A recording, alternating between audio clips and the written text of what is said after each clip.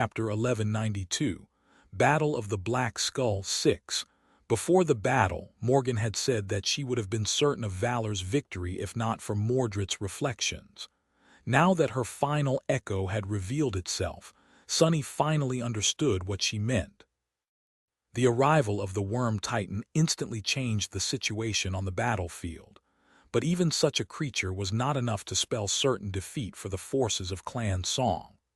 A mere corrupted Titan would not have been able to doom the monstrous beings gathered on the desolate Antarctic plain today, and an echo of one was tremendously powerful, but not nearly as dreadful as the real thing would have been. So, even though the situation had changed, the outcome of the battle still hung in fragile balance. The dead were rising to assist the outnumbered warriors of valor. The main body of the echo itself had to be dealt with, as well. Instead of quelling the furious bloodshed, the arrival of the abominable worm only seemed to drive the chaos to a new, inconceivable level. One thing it did manage to achieve instantly, though, was force Beastmaster to finally reveal herself. Sunny felt her presence before he saw her. It was as though an invisible hammer fell from the sky, pressing every soldier of Clan Valot into the ground. The Awakened, who had been fighting with indomitable resolve up until now, suddenly staggered and swayed. Their movements grew sluggish and strained. Arg! Sunny gritted his teeth as he shook off the effects of the mental assault. Even his incredible resistance against mind attacks had been insufficient to fully deflect Beastmaster's diabolical power. The poor warriors of Clan Valor stood no chance against it. Their only saving grace was that the enchantress was forced to spread herself thin to influence 1,000 powerful Awakened at the same time. Their concentration was broken, and their strength was severely diminished, but at least they survived. If the task in front of the daughter of Kai Song had been less enormous, she would have probably managed to either subjugate them or outright shatter their minds. The most frightening thing about it, though, was that the ordinary warriors were not even her main target. Sunny saw it from the corner of his eye, but once he did, he couldn't look away. Beastmaster appeared on the battlefield, standing calmly in front of the ravaged span of it where Whispering Blade had been fighting against the reflections. Sunny did not know if she had used her transformation ability, but for some reason, the alluring saint looked even more beautiful than she usually did. So much more. Before, Beastmaster's beauty was mesmerizing, but now it was simply ruinous. She was so breathtaking that looking at her was actually painful. It was as though Sunny's soul was bleeding. Damn it! As the beautiful demoness took a step forward, the 4 reflections that had been fighting Whispering Blade dashed away to confront the titanic worm. Beastmaster did not wield any weapons, and her enemy could not be seen. The ground around her suddenly exploded, and she was obscured by a cloud of dust. Something moved within that cloud, and a devastating shockwave spread outward, sending awakened warriors and enthralled nightmare creatures flying. A moment later, there was another explosion.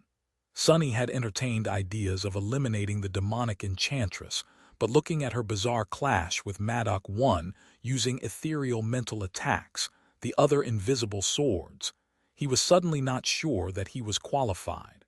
How was he supposed to intrude upon a battle that he could not even perceive? Later.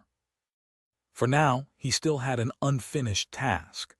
The dead had risen to support the warriors of valor, but Beastmaster's calamitous assault had restored the lethal equilibrium between the 2 fighting forces. The titanic echo was clashing with the 4 reflections, and Saint Tyrus was still in danger. He dashed forward, using the Sin of Solace to cut down one of the masters who had attacked him before, the one capable of creating javelins of compressed air. The spell whispered into his ear, and at the same time, the cursed sword laughed at him from the other side. Ignoring both, Sunny fought his way through the ring of enemies surrounding Sky Tide and arrived at her side. Saint Tyrus was on one knee in the middle of a pile of corpses, her armor battered and broken. Her sword was covered in a net of cracks, and her golden hair was sticking to her face, painted red by blood.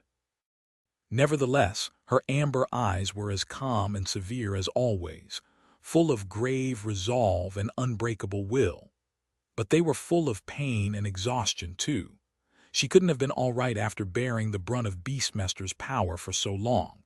Sonny cursed and threw himself forward, colliding with a corrupted thrall that was bringing down its stinger on Sky Tide's cracked sword. The two of them fell to the ground, and the Sin of Solace hissed, slicing through the abomination's tail. There was no retaliation from the nightmare creature, because St. Tyrus had pierced its neck a split second later. While Sunny was recovering, she pulled her sword out of the thrall's corpse and braced it to block an aspect ability attack made by one of Song's Ascended. Sky Tide's sword let out a low ring and shattered, instantly turning into a rain of radiant sparks. She was tossed back and grunted, spitting out a mouthful of blood. "You bastards." Sunny was already back on his feet, full of dark fury. He quickly assessed the situation and reluctantly suppressed his desire to slaughter everyone in sight. Cutting down the minions of Clan Song would have been enjoyable, but there were too many of them around and they were too powerful. He could face them, and he could defend St. Tyr's. But he wasn't sure that he could do both at the same time. For now, his priority was to ensure her safety. Gritting his teeth, Sunny called upon the shadows. Instantly, a wave of darkness rose from his feet, pushing the enemies away and solidifying into a tall wall. That wall was not going to hold them back for long, but it would at least buy him some time. He dashed toward Sky Tide and grabbed her by the shoulder, helping the saint balance herself. Her face was pale and marred by blood. "Lady Tyrus, are you all right?" He knew that it was a stupid question to ask, considering the situation, but he still couldn't help but ask it. She looked at him with a pained expression, and then a pale smile appeared on her lips. "I'll live. You should." Sky Tide did not finish the sentence. Sunny saw something reflecting in her eyes, and then she suddenly pushed him away. As Sunny flew back, he felt the wall of shadows he had created explode. A split second later, monstrous claws tore through the spot he had been standing on. The ground shook from the terrible impact, and a vast cloud of dust rose into the air. Those claws belonged to a towering creature that filled Sunny with a sense of dread. The creature looked like an abominable hybrid between a human and a wolf. Even hunched, it was at least 4 meters tall, with terrifying fangs and bestial eyes that were full of wicked fury. The beast radiated a feeling of wildness, savage power, and primal ferocity. Dire Fang had arrived to finish off the fallen saint of the White Feather clan. Chapter 1193. Battle of the Black Skull 7. Not good. Sunny landed in a roll and instantly dashed to the side. Almost at the same moment, claws tore through the air, almost brushing against his skin. They were so close that he felt the wind stirring as it threw his hair into disarray. Fast! Sunny landed on his feet and slid backward. Sensing the movement of shadows, he raised the Sin of Solace to block the attack, not because he actually perceived it, but because he knew that it had to come. Then he screamed. A deafening, inhuman, monstrous roar suddenly split the skies apart, and Sunny's head was instantly pierced by pain so intense that he couldn't help but groan. What the hell is that? A sonic attack? As his vision blurred, the strike that he had predicted came. The Sin of Solace was in the way, but it was not in a position to form a solid block. Sunny's whole body shook as he was thrown back once again, his bones and tendons creaking under immense pressure. Luckily, they did not burst apart. But it really, really hurt. Falling to the ground, Sunny dove into the shadows and flew out of them a couple dozen meters away. He barely had time to grab St. Tyrus and carry her forward with his momentum before Dire Fang's claws tore into her battered armor. The two of them came to a stop some distance away and froze for a moment, supporting each other. Sunny's breathing was hoarse, and Sky Tide's face was ashen. In front of them, the towering monster Saint Dire Fang, who had finally unleashed his transcendent power, slowly turned his wolf-like snout and looked at them with a bestial, blood-red, terrifying eye. Sunny's intuition was screaming. Looking at the monstrous creature, half human, half beast, he felt it, deep in the dark expanse of his lightless soul. Death. Fighting Dire Fang meant death. A saint was a saint after all. In terms of raw power, a transcendent human was similar to a corrupted nightmare creature. Although humans possessed only one soul core, their intelligence and aspect powers made them equal to devils. At least, someone like Beastmaster seemed closer to a terror even. Sunny had fought and killed many corrupted abominations, but despite the similarity, saints were nothing like the creatures he had killed. That had nothing to do with raw power and everything to do with who they were. Saints had to conquer 5 hells to transcend the first nightmare, the second nightmare, the third nightmare, the dream realm and the waking world. Countless humans had tried, but only the absolute best of the absolute best could survive all 5 of these impossible trials. The strongest, the bravest, the smartest. The most determined, the most skilled, the most adaptable, the most lucky. By far, only a person possessing all these qualities could become a saint. Even with the interference of the great clans, nothing less would do. So, facing a saint was not comparable to facing a random corrupted abomination. Facing a saint was like facing one of the strongest corrupted abominations in existence, a fiend among fiends. Dire Fang was not alone, either. There were several ascended of Clan Song and powerful thralls surrounding them, too. Curse it all. Sunny suppressed the desire to take a step back, knowing that they would not be able to run. His eyes grew dim and bleak. He hesitated for a heartbeat and then glanced at Sky Tide. If he went all out, using Shadow Shell and every other trick at his disposal, it would probably still not be enough. His last desperate gamble was the Mirror of Truth, but Sunny was not sure that it would be of any help, not before both of them were torn apart by Dire Fang at least. He trembled. Lady Tyrus, I don't know what to do. She looked at him, her bloodied face remaining calm and composed. Her voice was steady too. Of course you do. You have to flee. Sunny gritted his teeth. Yes, retreat was always an option. He was a great master of staying alive after all.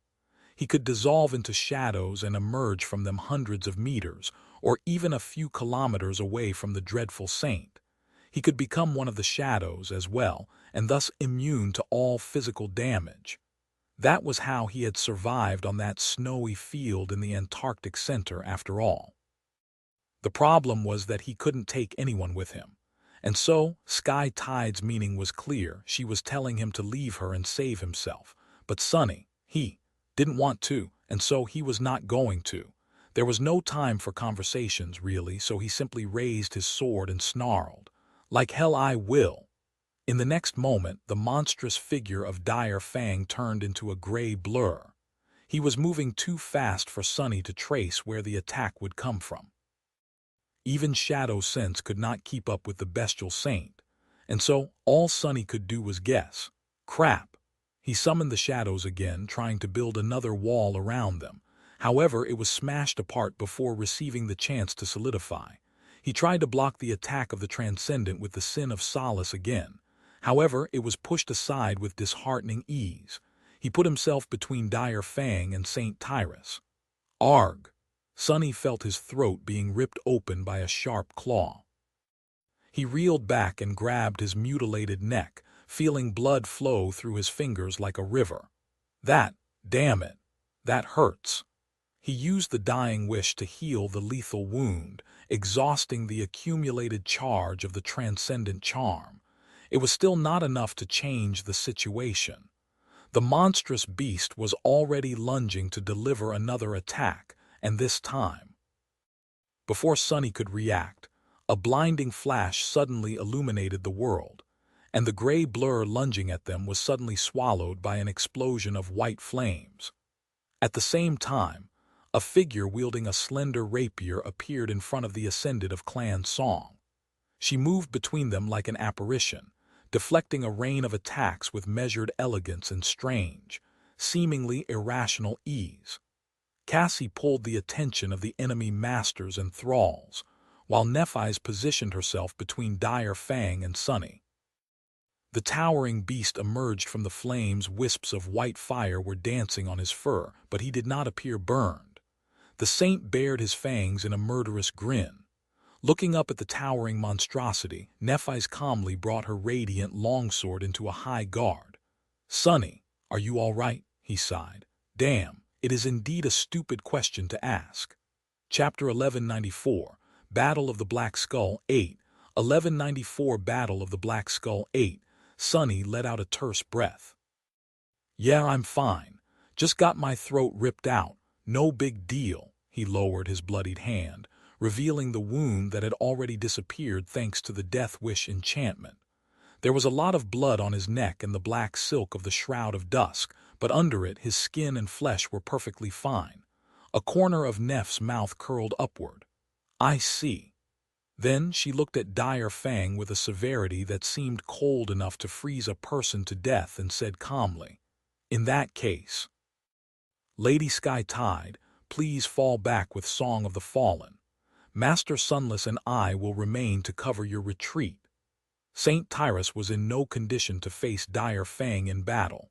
Even if she wanted to stay, her presence would only slow the two of them down. She seemed to have understood that as well.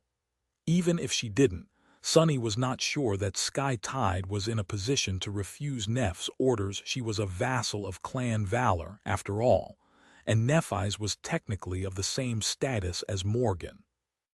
"Cassie, take her."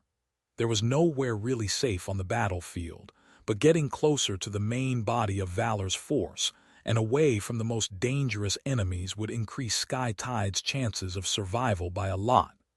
Cassie was facing two masters of Clan Song.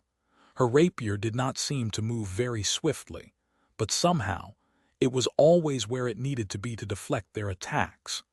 The blind girl moved with measured cadence, always half a step ahead of her enemies. Although her face remained calm, the two ascended seemed shaken enough to make a mistake.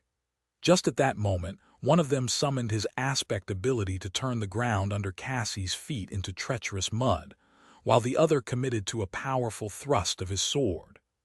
However, the blind girl lightly jumped just a split second before her footing would have been lost in wet sludge, avoiding being momentarily immobilized. Her rapier shot forward, piercing the neck of the swordsman who had been counting on his partner's aspect to stall the enemy. At the same time, something flashed through the air, and the quiet dancer came to a halt above her shoulder, its blade marred by blood. Both masters silently fell down. Their bodies crumbled to the ground almost at the same exact moment as Cassie landed from her jump, one rapier in hand and another hovering above her shoulder. She swiftly moved, evading a frenzied attack of a corrupted thrall, and appeared next to Saint Tyrus. Without saying a word, the blind girl grabbed Sky Tide by the shoulder and pulled her away. Dire Fang, surprisingly, allowed all of that to happen without moving a muscle. He simply stared at Nephise from above as the white flames died down on his fur, motionless, with an indifferent expression on his bestial face. Sunny was curious about what the gloomy saint was thinking, but at the same time, he didn't really care to know. Soon enough, the three of them were left facing each other, the towering monstrosity on one side, Sunny and Nephise standing shoulder to shoulder on the other. It brings back memories.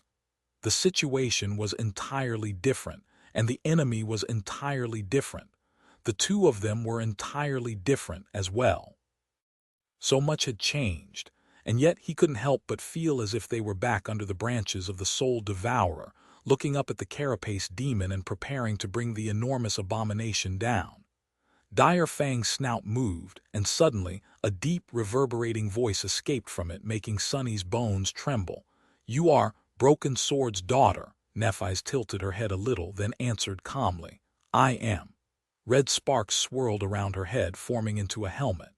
The monstrous beast grinned. Shame. With that, he roared and lunged forward. Somewhere else on the battlefield, piles of corpses were moving, coming back to life. Constant shockwaves from the distant clash between the Titan Echo and the four reflections were shaking the ground, making it seem as if the world was on the verge of crumbling to dust. There were awakened echoes and enthralled abominations tearing each other apart. The soil was soaked with blood, and more bodies fell into the red sludge every moment. A bolt of lightning flashed, and a thunderclap rolled across the desolate plain, soon drowning in the clangor of the battle. The first drops of heavy rain fell down. In the midst of all this chaos, covered in blood, a young man in battered armor coldly pulled his sword from the body of an awakened warrior, threw the corpse aside, and turned around. A slender young woman clad in a suit of black armor, with a red cape draped around her shoulders, reflected in his strange, mirror-like eyes. The two of them looked so much alike that they could be mistaken for twins. Morgan calmly dismissed her cape, allowing it to disintegrate into a rain of scarlet sparks. Raising her sword and pointing it at Mordred, she pierced him with a sharp gaze and smiled. "Let's get it over with, monster. Play whatever dirty tricks you have left, and then we can settle it once and for all with our swords." Mordred stared at her for a moment, then glanced at the distant shape of the gargantuan worm. "Dirty tricks, huh? But I don't have any of those left." His sister smirked with contempt. "Please forgive me if I don't believe you." Mordred shook his head and took a step forward, his face devoid of the usual lightness. "Don't get me wrong, I could have prepared a few, but that would be so unsatisfying, don't you think? Dear sister, you shouldn't assume that I want to kill you with my own two hands any less than you want to kill me. What's the point of killing you with a trick? Then you'll just die thinking there he goes, doing something contemptible again. No, no, no, I want to kill you, all of you, with what you pride yourself on most. I want to crush you all." Morgan grinned. "So what, you are really going to fight me with a sword? Have you lost the last bits of your broken mind, creature? You don't stand a chance." Mordred took another step back and gritted his teeth. "We'll see." His usually calm voice was suddenly distorted by a vast, dark, incinerating hatred. A hatred so hot it could melt the abyss. Morgan stopped smiling and walked toward him with a calm expression. "Do you still think that you can escape? I'll have to disappoint you. When this body of yours is destroyed, there will be no escape. You have already spent, what was it, 6-7 years, locked in a box. This time we've built a better one. This time you'll stay locked forever." Finally, a mad smile appeared on Mordred's face. "We'll see about that, too." A split second later, the clangor of two clashing swords drowned out the cacophony of the battle. Somewhere else on the battlefield, a taciturn shadow was fighting a blindingly radiant reflection. And somewhere else, the legendary Whispering Blade was fighting the beautiful demoness, Beastmaster. A giant black panther was tearing a figure woven out of sunlight into shreds with her claws. Her reflection was furiously trying to shake off a small figure of black steel from its hide, while the small figure stubbornly held on. Soul Reaper Jet had aimed her glaive at a monstrous visage of Song Sation, her leather armor riddled with holes. The monster facing her wiped the blood off her lips and spat, as if tasting something disgusting. A blind girl was fighting through a mass of enthralled nightmare creatures to guide a battered saint to safety. A revolting creature made out of countless gray worms was being slowly destroyed by 4 cracked reflections. As the gray sky broke with a torrent of rain, the ruinous battle exploded into a nightmare of violence. 1 Chapter 1195, Battle of the Black Skull 9. The world had grown darker under the veil of tumultuous thunderclouds, and torrents of water fell from the skies, bending like whips. Illuminated by a blinding flash of lightning, 2 humans dashed away from the claws of a towering beast. Nephis now. There was no real need for words. Sunny and Nephis might have grown distant as of late due to the choices they had made, but the core of their relationship was the same. They were battle partners first, and everything else second. That bond had been forged in fire, tears, and blood on the forgotten shore long before a shadow was cast on it by other matters. By now, their ability to act with seamless coordination was even higher than the unnatural unity granted to the warriors of valor by the forged swords. From the moment that the two of them had killed that first carapace scavenger together, Sunny and Nephi's went through countless battles together. She had taught him how to wield the sword, while he taught her how to control her soul essence as a master. Despite everything, that bond would never change. Which was not to say that there was no other bond between them. The moment Dire Fang lunged forward, Sunny dashed to the right, while Nephi's dashed to the left. At the same time, some of her radiance mixed with his shadows, while one of his shadows wrapped itself around her body. The sum of their powers was greater than its parts. The shadows and the brilliant light seemed to resonate with each other, making both of them stronger than they had any right to be. Sunny turned into a silhouette shrouded in broiling darkness, while Neff's radiance took on a darker hue. The darkness was permeated with blinding white light, while the light seemed to contain wisps of inexhaustible darkness. The light made the darkness deeper, while the darkness made the light much more stark and radiant. And there was more to it, too, at least for Sunny. Unlike his shadows, which augmented all his physical attributes, Neff's flames ignited the soul, too. Wreathed in her fire, he could feel his essence become much more vibrant and warm, much more potent. Ah, what a nice feeling! Nephi's must have been using her full augmentation, and with the addition of Sunny's shadow, she was just fast enough to evade Dire Fang's claws. He, on the other hand, was just a little bit slower. Luckily, the Saint had chosen Changing Star as the primary target.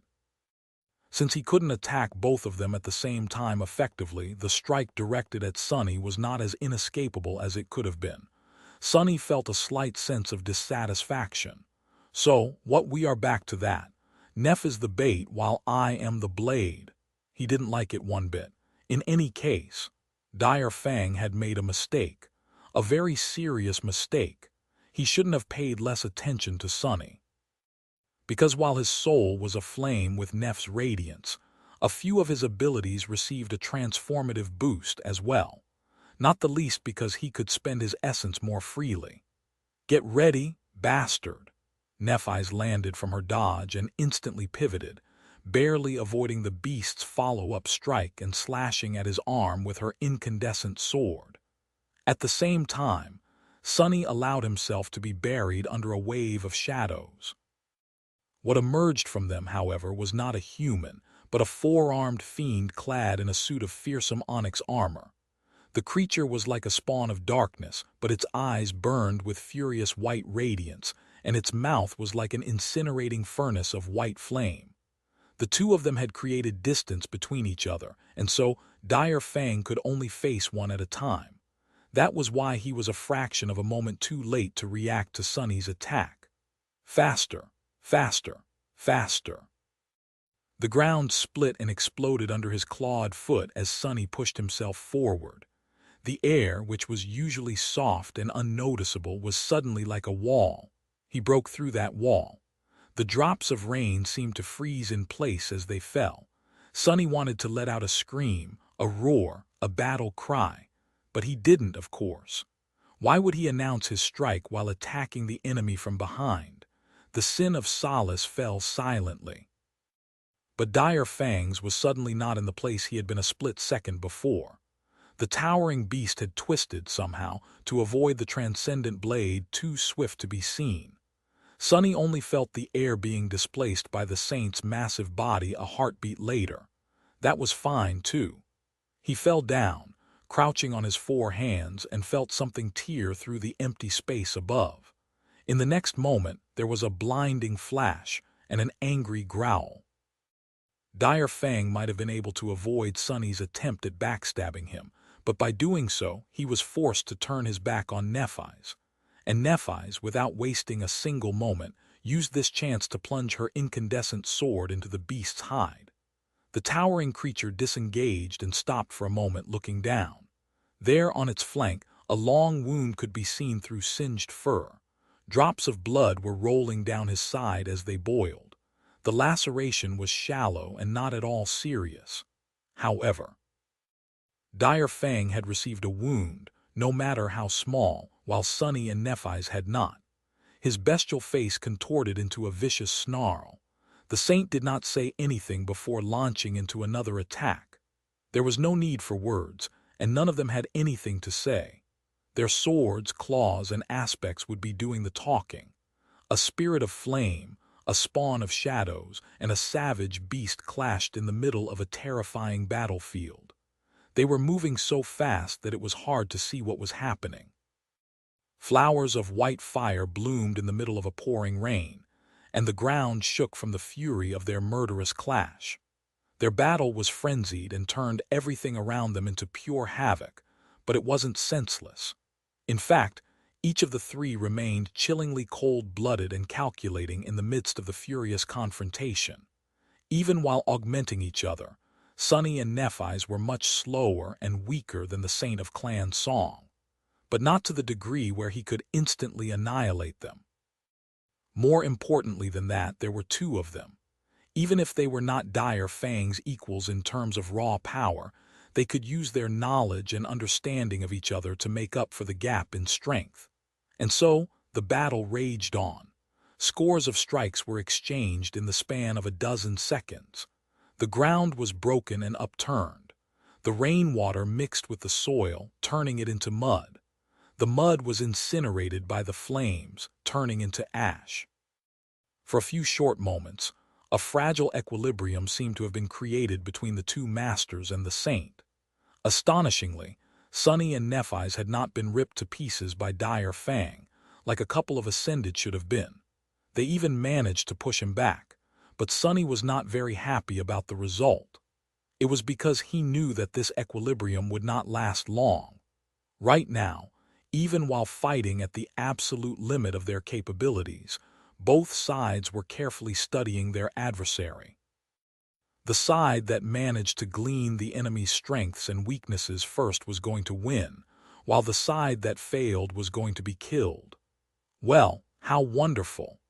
In that regard, Sunny had an overwhelming advantage. As a practitioner of shadow dance, he was unrivaled when it came to learning everything about his enemies, be they humans, nightmare creatures, or saints. Chapter 1196, Battle of the Black Skull 10. In the cacophony of the battle, obscured by roaring thunderclaps and the whisper of falling rain, two swords were creating a lethal melody of steel. Mordred knew that he was weaker than his younger sister. He was slower, too, and not nearly as resilient. He was even less skilled, perhaps. His powers were formidable, but they were useless against her. The King of Swords had made sure of that. His soul cores had been spent on creating the reflections, and those reflections were being spent on holding back her army. That army was also more powerful than the one on his side. Morgan had chosen the battlefield and lured the enemy into a trap. As a general, she had already succeeded, but she was not only a cunning strategist. She was a brilliant warrior, too. Morgan was like an unstoppable blade. She had everything that a princess of war was supposed to possess. She had power, talent, resolve, intelligence. She had the authority of their family and its favor as well, while Mordred had nothing. He had always had nothing, and everything he had tried to make his was either destroyed or taken away. However, despite all that, he was not going to lose, he was going to win. Die, you wretched thing! Their swords clashed, and even though Mordred had managed to read her intentions, he was still thrown back. His block was perfect, but it was not strong enough. He slid in the mud and let out a pained gasp. He was slightly dazed. Rain was falling all around them like a gray wall, and every drop was a mirror. The world was reflected on itself myriads of times, and all those reflected worlds flooded his mind like a kaleidoscope of horror. Every gruesome death, every desperate call for help, every selfless act of courage, Every cowardly wail of defeat were reflected, multiplied, and projected into his head. It helped him to orient himself better on the chaotic battlefield, but it was also, annoying. This was why he didn't like rain. Morgan was already closing in. Mordred grinned as he rose to face her. There she was, a beautiful young woman in a suit of black armor who looked so much like him. What did she know? She didn't know anything. She had been a mere child when their family decided to betray him, not even a sleeper. She had not been there when his original body was destroyed, or when he was locked in a cage like a beast. Morgan was not among those he wanted to kill the most, but she was their symbol. For Mordred, the young woman with a face that was eerily similar to his own symbolized the great clan valor. She embodied everything that he wanted to destroy. And so, he was going to break her into pieces. Her sword flashed, cleanly cutting through the raindrops as it flew toward his body. He tried to deflect it, but it was of no use. The strike turned out to be a feint. A moment later, sharp pain pierced the left side of his face. Mordred stumbled back, feeling blood flow down his cheek. Arg, I think I lost an eye this time. Illuminated by the flash of lightning, Morgan's face remained impassive. Pathetic. Did her voice sound? Disappointed. Mordred smiled and raised his sword without saying anything. Usually this would be the time to implement a scheme. A cunning trick, a subtle deception, an unexpected reversal, something like that. He was a master of such things after all, but he was sincere when he said that there would be no tricks today. There was no point in destroying the symbol of valor with a trick. There would be no satisfaction either. His hatred would not be quenched. No. He was going to defeat her with nothing except his own body and blade. Because, even after they had discarded him, Mordred was still stronger, strong enough to destroy them all, and they needed to learn that. Come, sister, give it your all. His laughter drowned in the rain. Morgan obliged. For a few seconds the two of them clashed, their swords singing a sharp and deadly song. The clangor of two blades striking against each other fused into one continuous, sonorous melody. They were too fast, too skilled. Neither could overpower the other, and those who got in their way could only flee and stare in terror and awe. But eventually, inevitably, Morgan obliterated his defenses. Her sword broke through his armor, impaling him through the chest. If it was anyone else, their heart would have been pierced. Oh, but he must have shaken her a fair bit. Enough for her to forget that her brother had been born with a rare condition that caused the position of one's organs to be reversed. So she missed his heart. Still, having a sword driven through your lung hurt a lot. It hurt terribly. Not that he cared. Instead of recoiling from the strike, Mordred pushed forward and grabbed Morgan by the neck. Her eyes widened, and she hurriedly tried to twist the sword in the wound. Her other arm was already moving to block the potential strike of his own sword. Instead of trying to use it, Mordred simply headbutted her and felt her nose crack under the force of the unexpected blow. Morgan staggered back. Blood was flowing from her broken nose, painting the lower part of her face red.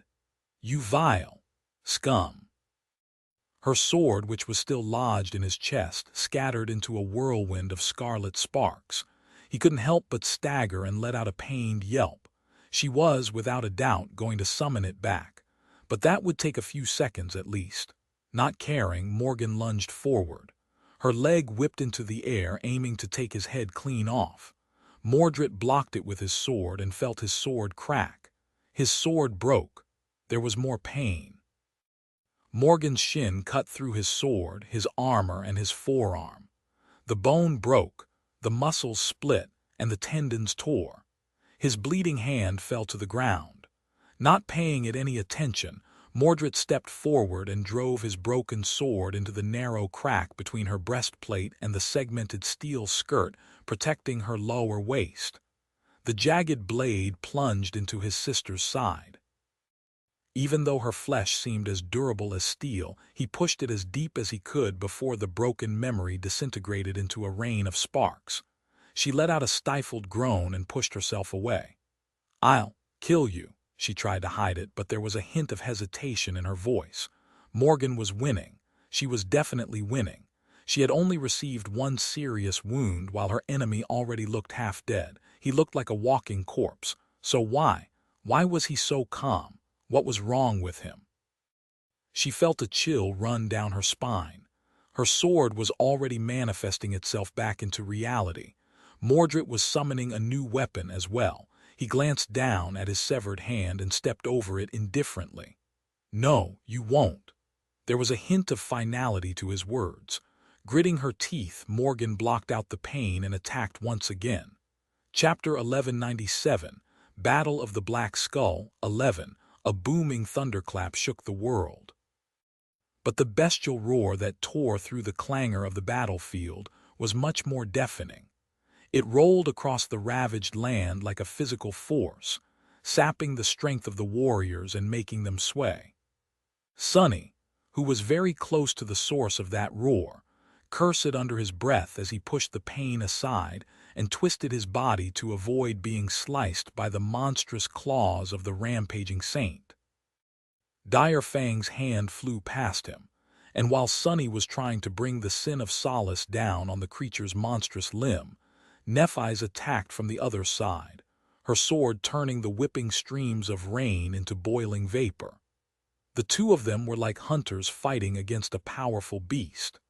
They circled around him and used their cooperation to make up for the gap in power, acting with the cunning and foresight that made humans so deadly. Nephi's was fighting in a way that would have made all the other Ascended freeze in stunned silence. She was just too fast, too strong, and too destructive. Her incandescent sword was hot and sharp enough to incinerate the world, and her skill and battle sense seemed to transcend the concept of limits. Sonny was no less frightening.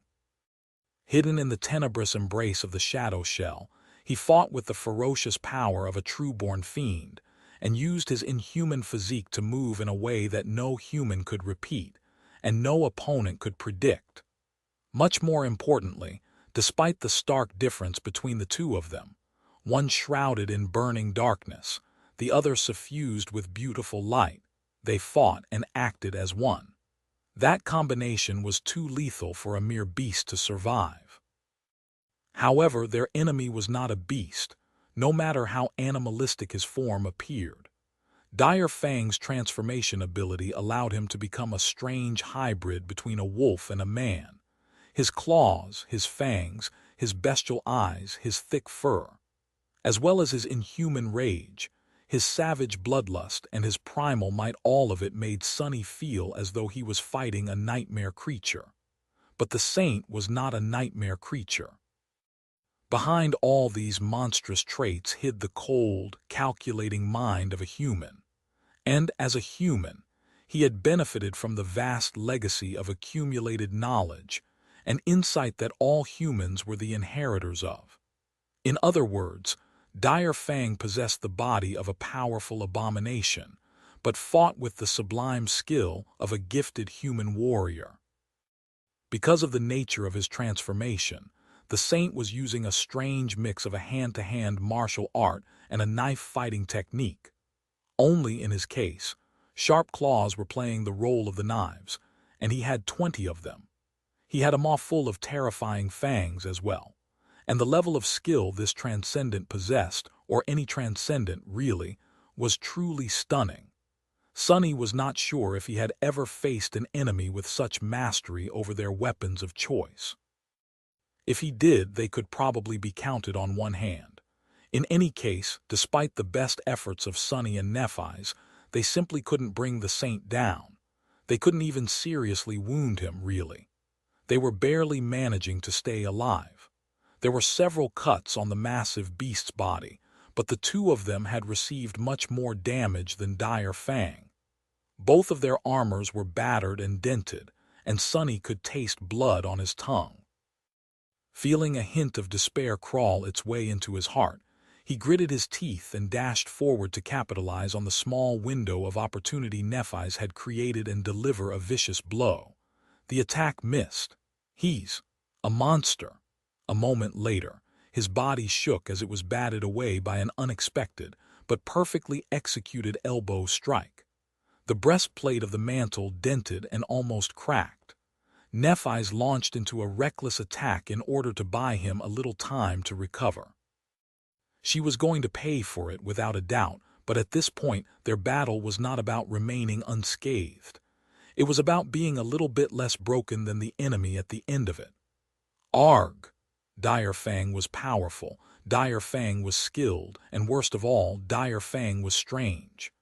His battle style was too unique, too bizarre, and too deep to be deciphered in a short amount of time.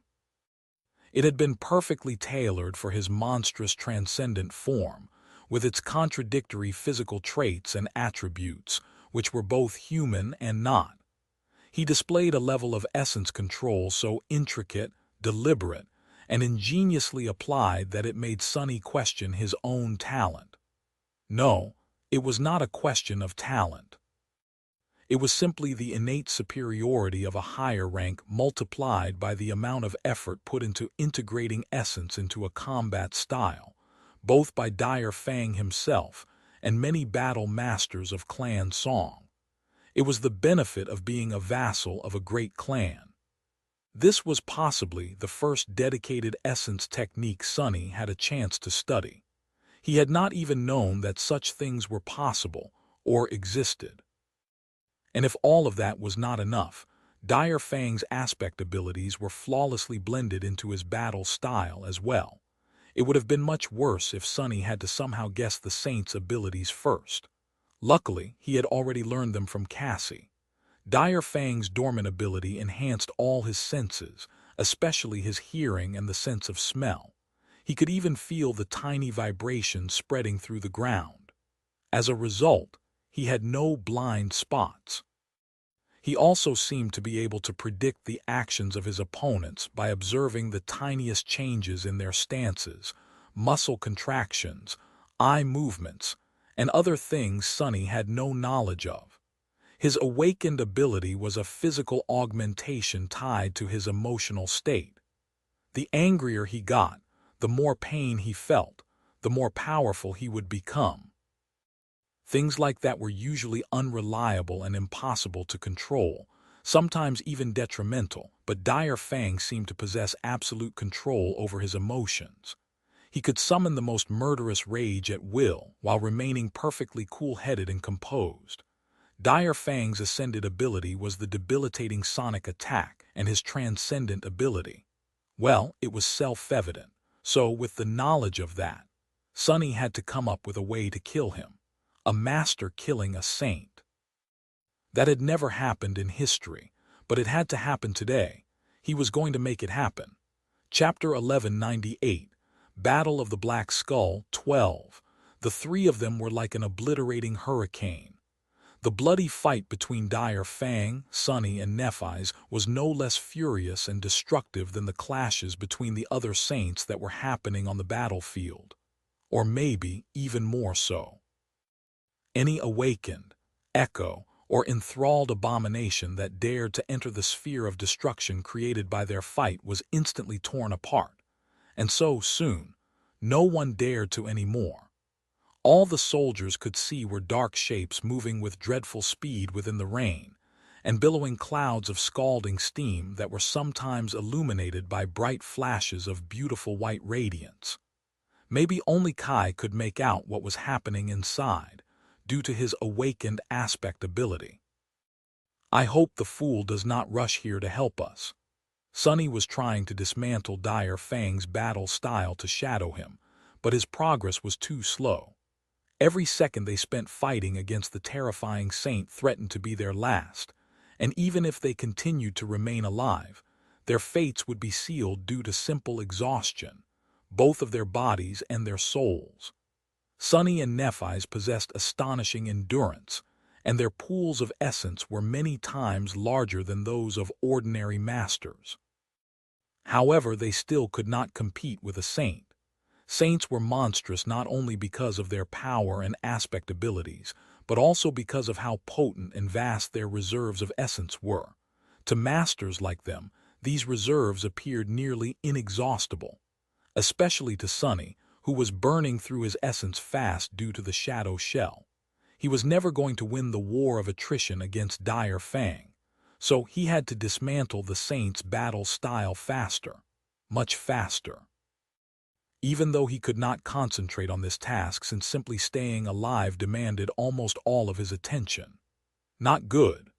He grunted as Dire Fang delivered a powerful backward kick with his wolf-like hind leg, almost ripping Sunny's shell to pieces.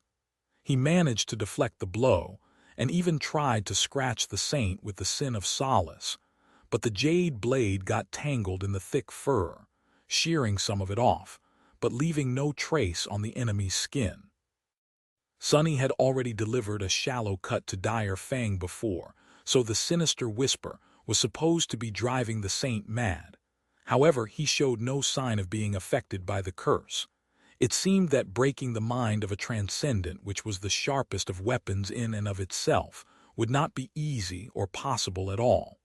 Mind. The mind of a transcendent. Sunny possessed a powerful mind himself. His cognitive ability and willpower were both abnormal. There was the blessing bestowed upon him by the Shroud of Dusk as well, and yet it was not enough. Well then, suddenly he thought of something very simple. If his mind was not enough, wait, why the hell was he trying to solve the problem with only his own efforts anyway? He had a perfectly fine partner right there. Summoning chains of shadow to try and bind the savage Saint, he saw most of them miss the mark, while the rest were easily torn apart and destroyed. At the same time, he sent Nephi's a mental message through the Blessing of Dusk. The message contained no words, there was no time for that. Instead, it was a much more crude, but also faster form of communication containing a mix of images, half-formed thoughts and emotions. For anyone else, it would have appeared as pure chaos, but Nephi's knew him too well. They were so familiar with each other that even such an unadulterated stream of concepts was enough to form an understanding. It was a bit like finishing each other's sentences or guessing each other's feelings from body language, but elevated to a completely different level. And yet it worked. Nephi seemed to understand his intention instantly and reciprocated. A flood of concepts and images poured into his head. Sunny's intention, of course, was very simple, since his own mind was not enough to dismantle Dire Fang's battle style fast enough. He wanted to join their minds together to accomplish that task faster. Mostly metaphorically, but also a bit literally. Nephi's might not have possessed the unnatural ability to peer into the very essence of a being through shadow dance, but she had been doing the same thing as Sunny this whole time, without a doubt.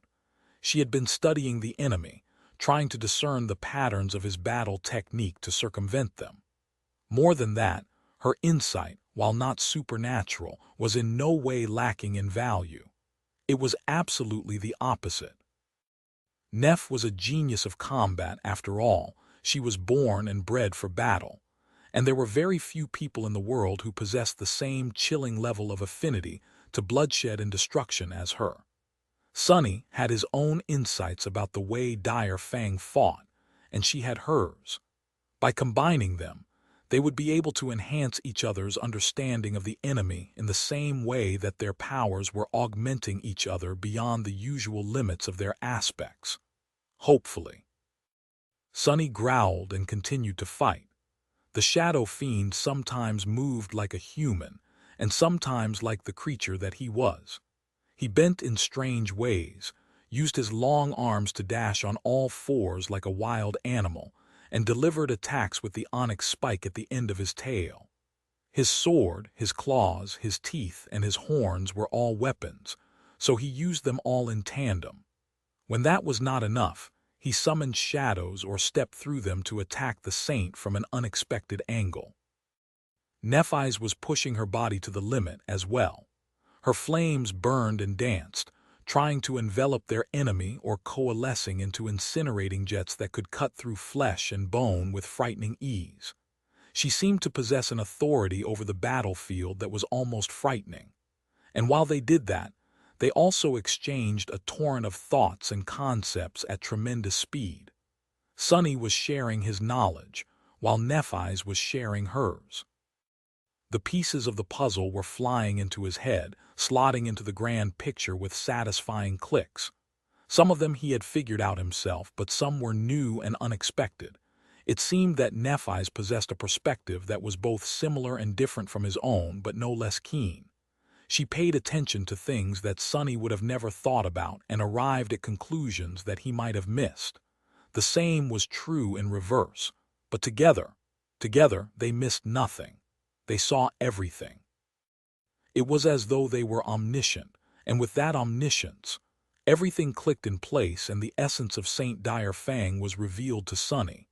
He hesitated for a moment and then sent actual words to Nephis for the first time. He said, or rather thought, "Do you trust me?"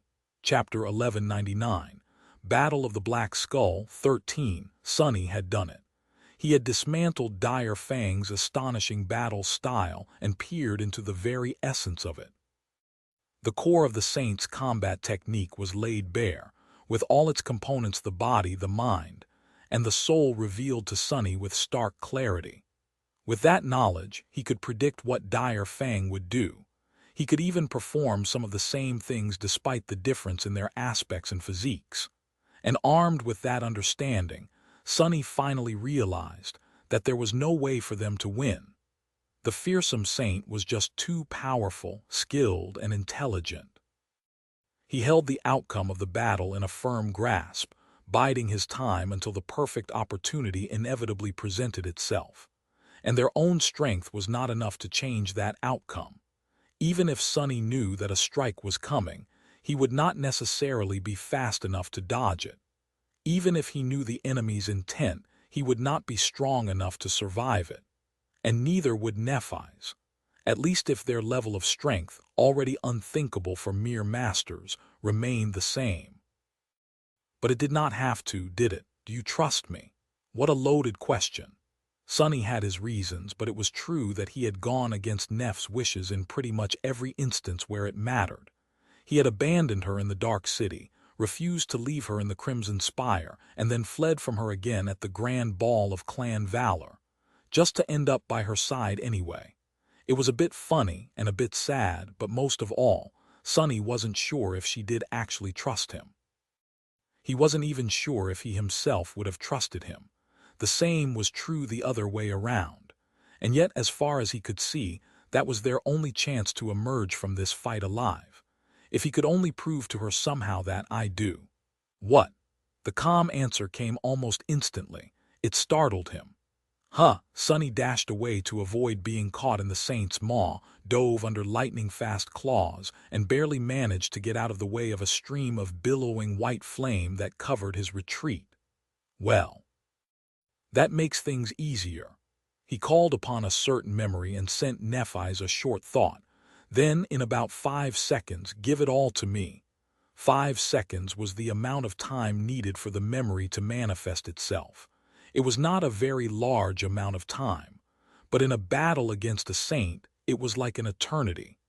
Sonny had long pushed himself to his limits and then well past them. Even while empowered by the shadow shell and augmented both by his shadows and Neph's flame, he could feel the terrible strain of the battle slowly breaking his body down. It was already in a bad state and would only continue to crumble as time went on. However, it had not broken yet. Gritting his teeth, Sonny threw himself into the furious crucible of battle. Dire Fang's massive body moved with dreadful speed, each of his limbs posing a fatal threat. His attacks were vicious, devastating, and explosive, but also perfectly timed and chillingly calculated. Sonny knew when they would come and from where, but despite that, it was not easy to withstand the savage barrage of lethal blows unleashed by the monstrous beast. The ground split and trembled around them, and the clouds of steam created by Neph's flames obscured everything around. And yet, he did withstand it. Exactly 5 seconds later, Sonny pushed himself off the muddy ground with 3 hands and flew forward, the tip of the sin of solace aimed at Dire Fang's neck.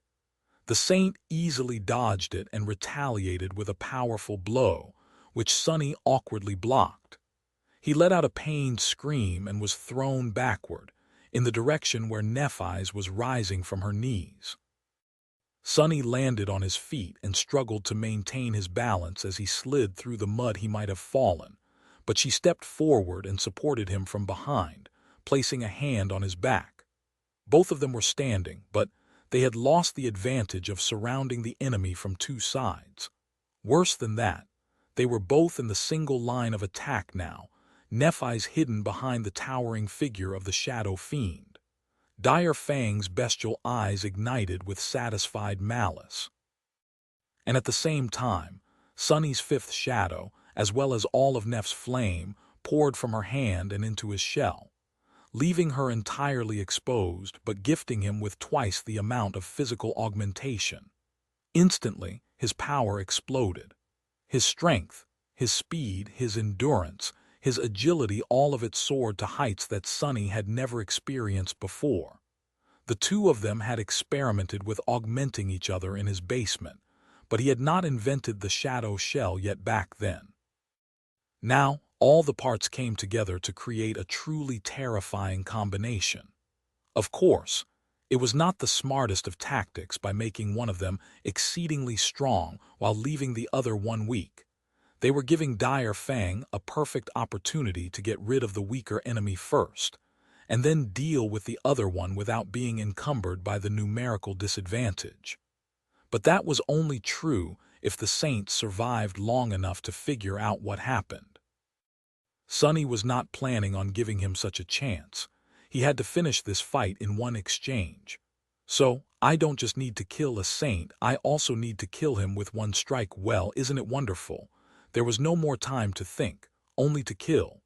Sonny cleared his mind of all unnecessary thoughts except for one axiom he knew too well. The essence of combat is murder. He was going to murder Saint Dire Fang, the vassal of the great clan's song, right here and now. There was no doubt or hesitation, no room for failure, only certainty. The terrifying, towering beast in front of him opened his maw, ready to let out a deafening roar. Feeling the polished ivory of the bone singer manifest itself into his hand, Sonny flooded his body with smoldering essence and lunged forward. Chapter 1200, Battle of the Black Skull, 14. Time was moving very slowly. No, it was Sonny who was moving too fast. It almost felt as if the world had frozen. The rain was suspended in the air, the fountains of mud had grown still, the distant figures of dying awakened were like grotesque statues. In this nearly static world, only two things seemed unbound by paralysis: the monstrous saint in front of him, who was no slower than Sonny himself, and a bolt of lightning that was crawling across the sky, extending toward the ground as it forked and illuminated the bloody battlefield. Faster! Suddenly, a deafening roar exploded from Dire Fang's mouth, strangely distorted and haunting. It would have hit Sonny like a wall, but he was prepared. The silenced enchantment of the emerald bone flute activated, creating a dome of absolute silence around him. Sonny passed through the sorcerous roar without being struck by its crushing power. However, behind him, Nephi's had to endure its full weight without the protection of her flames. Stripped of their augmentation, she couldn't resist it like she had before. Erasing the image of her falling figure from his mind, Sonny concentrated on the task. If anything, the importance of success had only become more stark now that his partner was debilitated. If he failed, both of them were going to die. But he had already rejected the possibility of failure. He was going to win. He was going to do what he promised to do. He was going to kill a damned saint. At that moment, Dire Fang was more than a chance adversary to Sonny. He was the embodiment of everything Sonny wanted to destroy: the rotten authority of the great clans, the vile curse of the chain of nightmares, the torturous brand of powerlessness that he bore on his soul ever since Falcon Scott, the inescapable shackles of fate. He was the enemy, a terrifying enemy, an overwhelmingly powerful enemy, an enemy that was nearly impossible to defeat. But if Sonny somehow did manage to defeat him, then maybe he would be able to overcome the other impossible obstacles that pressed him into the ground, One day, Sonny was tired of losing. He had lost in the Antarctic Center, and now, because of Mordred and his cursed schemes, he was on the verge of losing here in East Antarctica as well. And so, he was willing to bet everything on this one strike. He had no choice but to finish it all with one strike, not only because Nephi's was weakened and vulnerable right now, but also because of the nature of the aspect powers Dire Fang possessed. The Saint's already terrifying physical might was augmented by rage and pain. If Sonny delivered him a serious wound but failed to make it fatal, then that augmentation would only explode further, turning his enemy into a truly unstoppable monster. He only had one chance. Sonny had already accomplished 3 incredible feats to earn that single chance. He had learned the secrets of Dire Fang's aspect, deciphered the battle style of the transcendent monster, and found a way to counteract his debilitating sonic attack. Now, all that remained was to cut him down with a sword. Not that it would be easy. The Saint was not waiting passively to be killed. He was already moving, rushing forward with speed that exceeded all reason. His claws were ready to tear Sonny apart, and his fangs were ready to sink into Sonny's flesh. Even though the gap of power between them had narrowed tremendously, Dire Fang still had an edge in terms of strength, weight, and sheer size. But that was all right. As a survivor of the Forgotten Shore, Sonny was a master of killing things that were larger and more powerful than him. And while he had absorbed the essence of Dire Fang's battle style into Shadow Dance, the Saint had not gotten a firm grasp of his own technique yet. How could he, when Sonny's technique was as formless and shapeless as shadows? All Dire Fang could do was try and predict how his enemy would act based on his formidable experience of participating in countless battles. However, there was a problem with that approach, too. That was because the Saint had never fought a shadow spawn before. He was still judging Sonny as if Sonny was a mere human. But while Sonny still considered himself a human, he was also a bit more.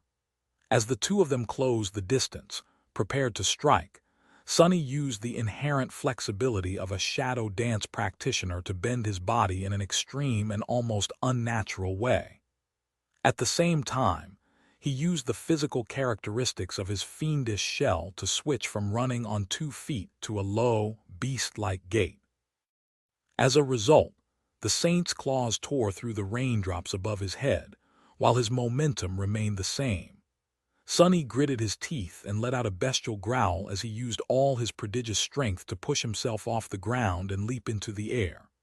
Dire Fang was too fast and skilled to allow the unexpected attack to reach its mark, though. A split second before Sonny could bring his sword down on the Saint's neck, a massive clawed hand pushed forward, catching him in the chest. The power of that blow was too terrible. The onyx of the mantle cracked and exploded, as if struck by 5 transcendent swords. The manifested shadows comprising the Shadow Fiend's shell were instantly sliced and torn apart. In an instant, the shadow spawn was mutilated beyond recognition. The upper portion of his torso was entirely destroyed, exploding into a fountain of darkness. His horned head was severed and flew into the air. 2 of his forearms were ripped off. The entire mangled carcass was thrown back. The sin of solace slipped from his fingers. That was the thing, though the shell of the Shadow Fiend was a towering monstrosity that stood at almost 3 meters of height. Sonny, meanwhile, was a young man of a rather modest stature, so he could easily change the internal structure of the shell in a way that would allow him to sacrifice the upper portion of it while remaining perfectly unscathed. Almost at the same time as Dire Fang's claws tore through the upper chest and neck of the Shadow Fiend, the whole shell suddenly lost its coherence, starting to dissolve back into the ethereal shadows. And just below the harrowing cut, the top of Sonny's head was revealed. The dissipating shell was thrown back by the strike, but his own body, freed from its embrace, continued to fly forward like a bullet. Time stood still. Catching the hilt of the sin of solace with his own human hand, Sonny used the tremendous augmentation of shadow and flame to fill his muscles with dreadful strength, and drove the tip of his sword into the saint's bestial eye. Shadow Slave Audiobook by Kevin Chapter 12. One Battle of the Black Skull 15. Under the relentless onslaught of rain, blood was being washed off the shattered armor of a beautiful young woman with black hair and vermilion eyes. She swayed, trying to lash out with her cracked sword, but slipped in the mud and fell heavily to one knee. Her breathing was hoarse, and her lips were painted crimson with blood. Mordred looked much worse than his sister. One of his eyes was gone, turning his face into a grotesque mask. So was one of his hands. His armor was on the verge of collapsing into a whirlwind of sparks, and terrible wounds covered his body, revealing flesh and bone. And yet his expression was calm. "Ah, it hurts. I haven't felt pain like that in a long, long time." He was growing weak because of blood loss, his vision turning blurry. But he was so close to his goal. After long, excruciating years, the first true taste of his revenge was so near. So Mordred took a step forward and then another. His sword rose. His hand was firm and unshaken. Morgan looked up at him, and the look in her eyes was sweeter than nectar. Confusion, indignation, and hidden behind them a hint of fear. How are you still standing, monster?" Mordred smiled. Barely. He was not going to engage in a lengthy conversation with her, not yet. He knew that his sister was just trying to buy time. Using one of the enchantments absorbed by her body, she was trying to heal herself. Her wounds were already closing, and she was not bleeding nearly as heavily as she was supposed to. It was not going to save her, though.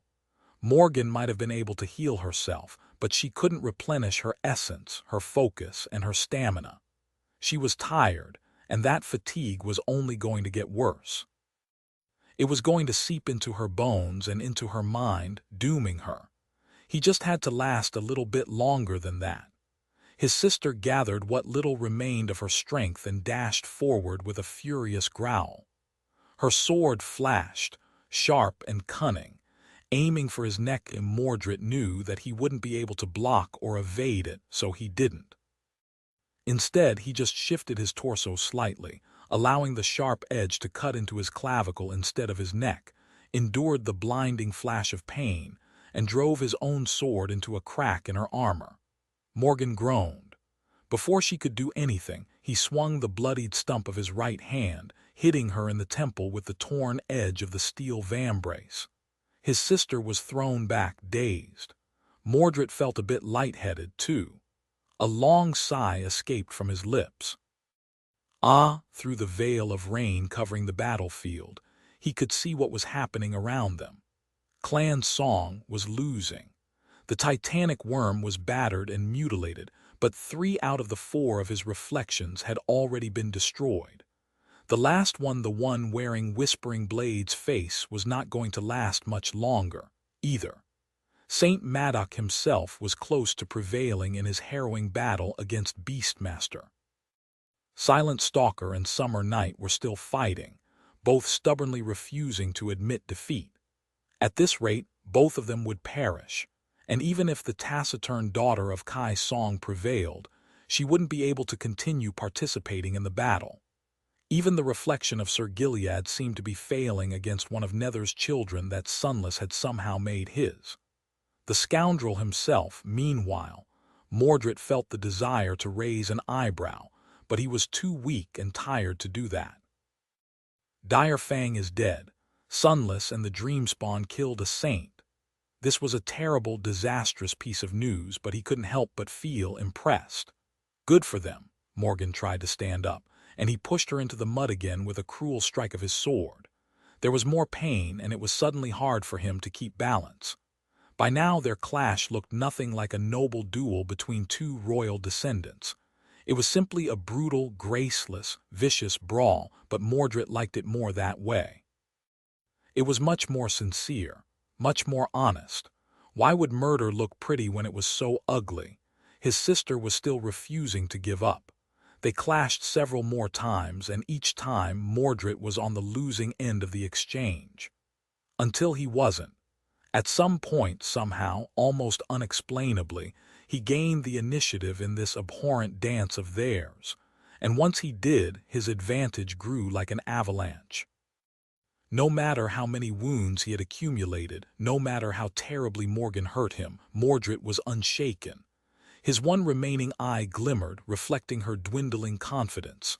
And then, after a while, Morgan fell and failed to stand up again. Growling, she struck the ground with her first. I don't understand.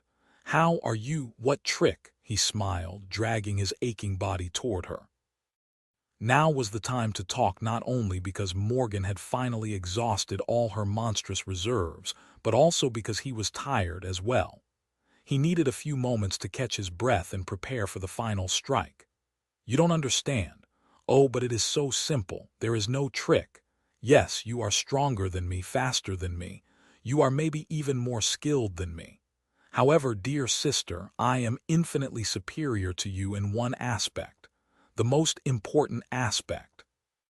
He struggled against the weight of his sword, which was suddenly unbearable, and gritted his teeth. It's desire. Don't you know that everything has its beginnings in desire? And my desire, it's infinitely more powerful than yours. That is why I am more powerful than you. That is all there is, sister. Oh, and my desire is also much more pure. Can't she see? Well, she's young after all. Mordred reached the spot where Morgan was trying to get up from the mud and ruthlessly kicked her in the side with his armored boot. She yelped and fell back down. He looked at her coldly. You see, my only desire is to kill you. But you want so many things. You want to kill and imprison me, but you also want to survive killing and imprisoning me. You want to protect your neck from being cut, your heart from being pierced, your skull from being crushed, your eyes from being gouged out. All these countless desires weigh you down. They are a burden that reduces your strength, dulls your skill, and diminishes your speed. But me, I have no such burden. I only care about one thing. I only want to kill you. That is why you are weak and I am strong. Mordred used his one remaining eye to glance at the bloody stump of his right hand, at his broken armor, and at his mangled body. His gaze was indifferent. And that is why my wish will come true, but yours will not. Without wasting any more time, he smiled bitterly and raised his sword. His goal was so close. He just had to bring the sword down. However, he never did. Chapter 12:02 Battle of the Black Skull 16 Somewhere else on the battlefield, a sword made of pure darkness pierced a figure made of blinding sunshine. The radiant knight staggered, while the tenebrous knight stood calmly, looking at him with two indifferent crimson eyes. Saint twisted her sword, and the darkness contained within it seemed to expand, hungrily devouring the shine of her enemy. The reflection of summer night grew dimmer and convulsed, as if trying to scream. However, no scream could be heard. The radiant figure grew bleak and translucent. A moment later, a net of cracks suddenly appeared on the surface of the dying light, and then, with a faint sound of breaking mirrors, the reflection exploded into countless shards of silver glass. Saint indifferently retracted her sword and shifted her gaze, searching for a new opponent. Separated from her by a vast distance, a gargantuan worm brought its monstrous weight down and then twisted, catching something invisible in its maw. The countless creatures comprising the echo slithered, grinding the invisible foe into dust. In the heart of the battlefield, obscured by rain, a beautiful demoness screamed as her face was cut by an unseen blade. She staggered back and fell, crimson tears rolling to the ground. In front of her, a vague silhouette was suddenly outlined by the streams of falling water and the brilliance of flashing lightning. A cold, ruthless voice came from the rain. "Stupid girl, you should have stayed sweet and innocent like you were before," Beastmaster gritted her teeth. I'm not done yet, old man, you haven't won yet," the rain laughed. "Die now, this little scuffle of ours was fun. You have slain a transcendent human, Dire Fang." Your shadow grows stronger. You have received. The towering monstrosity swayed, the spark of life disappearing from his eyes. Sonny, who had driven the sin of solace into the saint's skull up to the hilt, was perched precariously on the beast's snout, holding onto the gray fur with one hand. He froze for a moment. I won. The body of Dire Fang tilted and then toppled. Since the saint's transcendent form was quite high, there was considerable distance to the ground. Sonny rode it all the way down, still holding on to the hilt of the sin of solace. The giant beast crashed, causing the ground to tremble. Still in shock, Sonny retrieved his sword and stood up, glancing at the battlefield from atop the felled giant. I won. Then he lost his footing and rolled into the mud. The mud felt cool and pleasant to the touch. Behind him, the massive carcass rippled and shrunk, slowly turning into the corpse of a man. Sonny lingered for a few moments, trying to comprehend the fact that he, lost from light, had really slain a saint. It was so strange. He could still vividly remember the day when the Night Temple had been destroyed. Back then, the appearance of Saint Cormac had filled his heart with indescribable dread. The following battle between Cormac and Sky Tide was even more terrifying. He felt like an ant that had gotten stuck in the middle of a clash between two gods. The entire island had been destroyed by their ferocious battle. It all had seemed apocalyptic. And now Sonny had killed a similar being himself. He had killed a saint with his own two hands in combat. Of course, he didn't do it alone. Nephi's. Suddenly startled, Sonny jumped to his feet and dashed to the spot where he had seen her last. She was still there, struggling to stand up. Her helmet was gone, and he could see drops of blood falling from her ears, her nose, and even her eyes. Her face was pale, with damp hair sticking to it in thin strands. Neph! He slid on the mud and fell to his knees near her, placing his hands on her shoulders. She let out a raspy breath and then shakily rose to her feet with his help. Sonny felt the warmth of the white flame flowing from his body into hers. Slowly, her skin ignited with radiance, and wisps of white flame escaped from beneath it. The scratches on her face disappeared and the stakes of blood evaporated, leaving it pale and pristine. A pained groan escaped from her lips and Nephi's swayed. He supported her. She remained silent for a bit, trying to contain the pain, and then asked, "We won." Sonny let out a relieved sigh. "Yeah, he's dead," she winced. "Good." He wanted to laugh. "Good, good, that's all you have to say." Nephi's looked at him for a few moments. Her face was too close, but Sonny didn't mind. Then a corner of her mouth slightly curled up. Why make a fuss? It was just a saint. He stared at her, feeling a sense of triumph flood his heart. But then, the smile slowly disappeared from Sonny's face. Separated from them by the wicked havoc of the battle, a blind girl was standing in the middle of a vast circle of corpses, drops of blood falling from her rapier and her armor. Behind her, a woman with golden hair and amber eyes was leaning heavily on a spear. Suddenly, the blind girl shivered and lowered her sword. Her shoulders fell. Turning around, she ignored the rushing enemies and looked up at the cloud-ridden sky. Her exquisitely beautiful face was solemn. Mordred raised his sword, ready to strike his sister down. But then he froze. His strange, mirror-like eyes trembled. As if forgetting about Morgan, he slowly turned around and looked at the sky with a grim expression. The smile slowly disappeared from Sonny's lips. The wind was cold. In the flash of lightning, he suddenly looked paler than a ghost. His face fell. Nephi's frowned. "Sonny, what's wrong?" He looked frightened. Without answering, Sonny slowly turned away from her and looked up with an expression of utter terror. I don't know. Something is wrong." His voice drowned in a deafening thunderclap. Neph hesitated for a moment, then traced his gaze and looked up at the sky. There didn't seem to be anything there, except for a strange, rippling darkness. For a few moments, the battlefield seemed to grow still. And then the sky crumbled and split apart, devoured by an abyssal rift that seemed to be leading to the very depths of hell. A gargantuan nightmare gate tore the world into pieces. dwarfing the battlefield as it cut through the sky and manifested itself into existence. Chapter 12.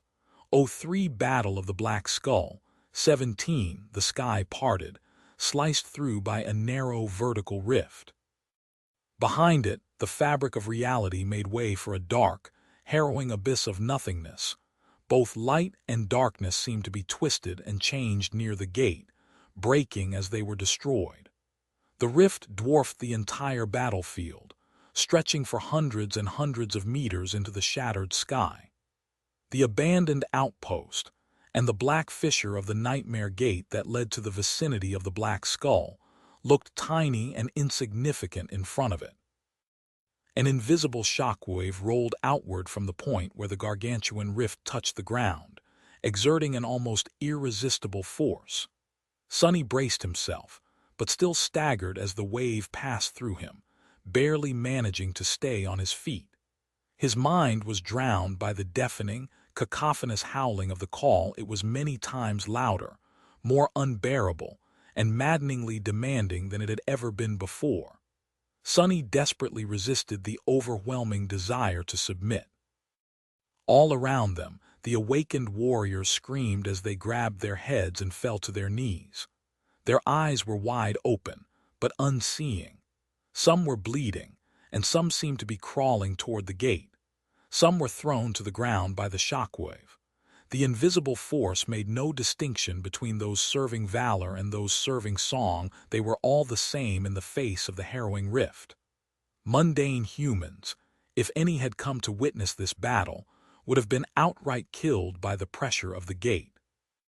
Sonny staggered back and looked up at it in terror. His lips moved. It's a Category 4 nightmare gate. And just as he said those words, the world shook again, and another rift tore through the sky. The world convulsed, and one more sliced the fabric of reality apart. Like three dark pillars holding up the heavens or three vile spears cruelly thrust into the flesh of the world, three colossal nightmare gates surrounded the battlefield, cutting out all paths of retreat. Not that there was a way to escape them. The three armies, the valiant warriors of Clan Valor, the fearless soldiers of Clan Song, and those awakened of the evacuation army that had come as escorts of St. Cor, were trapped between the abhorrent black rifts. And then, something vast moved in the abyssal darkness of the first gate.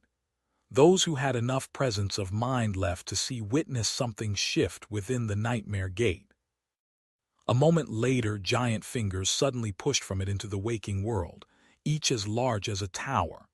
There were dozens of them, all dark and strangely human-like, with black, broken fingernails and torn, calloused skin. The fingers felt around blindly, then grabbed the edges of the vertical rift and strained, as if trying to pull it wider. The most horrifying part of it all was that they succeeded. The world trembled, and a net of black cracks seemed to spread through the sky. Then the gaping wound of the nightmare gate was torn open, and a seething mass of the same dark flesh flowed out of it like an appalling avalanche. The flesh expanded, turning into gargantuan black tentacles, which then shot forward with stunning speed. Sonny took a step back. His eyes widened. Somewhere far away from him, on the opposite side of the battlefield, the towering tortoise Echo was ripped apart with a single swing of a black tentacle. The awakened sheltered in the stone fort on its carapace were thrown into the air, and the transcendent creature instantly exploded into a whirlwind of sparks. Someplace else, the tentacles reached the massive figure of the titanic worm. The titan rose its repulsive body into the air to meet them, but a moment later, it was torn to shreds, destroyed, and consumed, disappearing without a trace. A scrawny figure jumped onto the back of a black steed, who then raced away. A split second later, the reflection of Silent Stalker disappeared under the tide of dark flesh, and a faint sound of breaking glass rang quietly. Most shocking of all, not too far away from the gate, Beastmaster suddenly staggered back from the vague figure outlined in front of her, blood flowing from her mangled face. A moment later, a black tentacle whipped through the empty air with terrible speed, and a fountain of blood suddenly bloomed where the vague figure had stood a moment ago. There was no time to react and no chance to escape. Pieces of torn flesh became visible as they splattered all around, unrecognizable as parts of a human being. Just like that, Saint Madoc, the Whispering Blade, brother of the King of Swords and an elder of the great clan Valor, was no more. He was dead. Far away, Sonny and Nephi's watched the world end in stunned silence. It's a great terror, a great titan. Sonny shivered, hypnotized by the terrible sight of a great nightmare creature forcing its way into the waking world. Everything he had known seemed meaningless in front of it. The mere thought of trying to resist felt futile. That was when the darkness within the other two gates moved as well. He considered his chances of outrunning the tide of corrupted and great abominations that would enter the waking world in mere moments. Even with Nightmare and Shadow step, the chances were zero. If even the saints were obliterated in seconds, a master like him had no chance at all. Nephi suddenly shuddered and then grabbed him by the shoulder. Her lips parted. Realm, escaping into the dream realm, that is the only way. He stared at her with hollow eyes, trying to understand the meaning of these words. What is she on about? Then, with tremendous effort, Sonny forced himself to calm down and regain his composure. He could, barely, think again. Escaping into the dream realm. That was indeed a chance. No one knew what they would find there, but it could very well be better than being trapped between 3 Category 4 nightmare gates. At least that way, there was a possibility of survival. Here, there was only death, or something much worse. The problem was that the process of traveling between worlds was not instantaneous.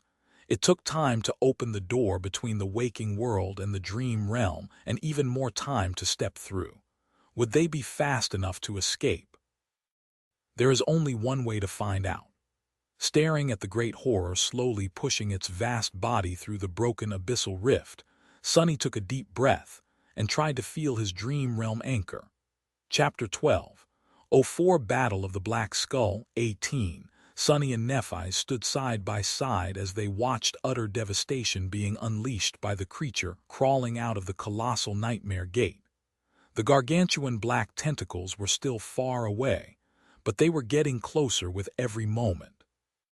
Numerous awakened had already been killed, and more were going to die soon. It was too sudden, too much. There were a lot of things that Sonny needed to comprehend, accept, and think about the future, Cassie, Effie, and Kai Jet, but there was no time to think. It was almost impossible, anyway the call was roaring in his mind, making any kind of thought difficult. All he could do right now was concentrate on his own survival. One thing Sonny did do, however, was dismiss his shadows. They would be of no help against the great being, but losing them to this catastrophe was just too easy. Ruined. It's all ruined. Sonny tried to sense his connection to the dream realm. As a master, he could leave the waking world at will. It took some time to activate the connection, and usually he would be transported to his anchor citadel in a matter of minutes.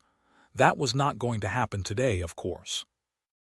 Being in close proximity to a nightmare gate disturbed the anchor, so entering the dream realm near them meant being pulled by the call and entering the area surrounding the seed instead. Currently, Sonny was in the area of effect of 4 different nightmare gates. He didn't even know which seed he would be pulled to, but anything was better than remaining on the desolate plain that was going to be flooded with indescribably powerful abominations very soon. Hurry, hurry, hurry. In front of him, a scene out of a nightmare was playing out. No one on the battlefield was strong enough to resist the being unleashed by the nightmare gate. All they could do was try to run, fail, and die. Those who succumbed to the call could not even run. Scores of awakened, echoes, and enthralled abominations were all being torn apart and pulverized. The seething mass of dark flesh, meanwhile, continued to squeeze itself through the gate.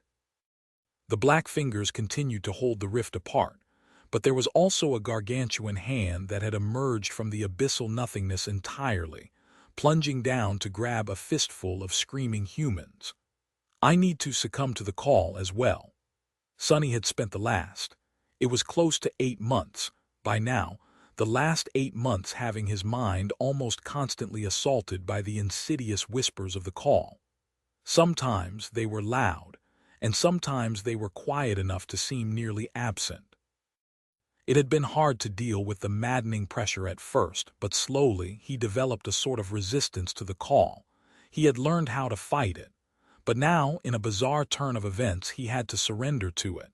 It was a frightening and uncomfortable feeling, the feeling of releasing control. There. He sensed it, his connection to the dream realm. Strange and distorted, it was still there in fact. It was much stronger than before. The whispers of the call grew even more deafening, screaming, demanding for him to make use of it.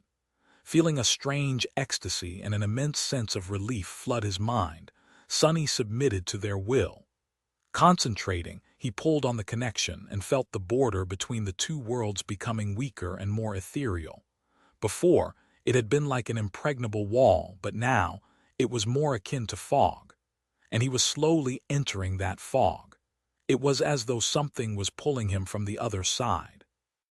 Or maybe expelling him from this one. And that was it. That was all he could do. Now, Sonny just had to hold on to that feeling and hope that he would leave the waking world before the great and terrible being entering it squashed him like one would a bug. The 3 colossal gates stretched into the broken sky like festering wounds.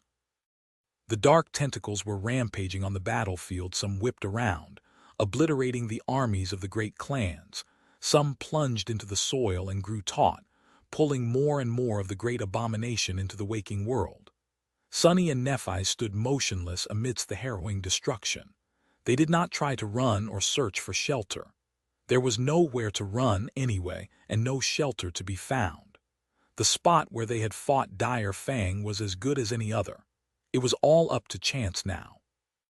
Turning away from the black tentacles that were getting closer and closer, they looked at each other. Sonny felt the ground under his feet quake, the tremors growing stronger and stronger. It was as though something was approaching them, shaking the world with each heavy step. He didn't even look to see what was appearing from the other 2 gates. Instead, he just looked at Nephi's. She was pale and weakened, but seemed calm. She always seemed calm, even when she wasn't. After a few moments, Sonny opened his mouth, which was suddenly excruciatingly dry, and said, "I'll see you on the other side." Nephi's looked back at him, something grotesque and lumbering reflecting in her striking gray eyes. She nodded, "Yes." Then she hesitated for a second and took a deep breath. "Sonny, I need to tell you something." He gritted his teeth, suddenly frightened that what she was going to say would sound like a farewell. Nevertheless, he forced himself to ask, "What?"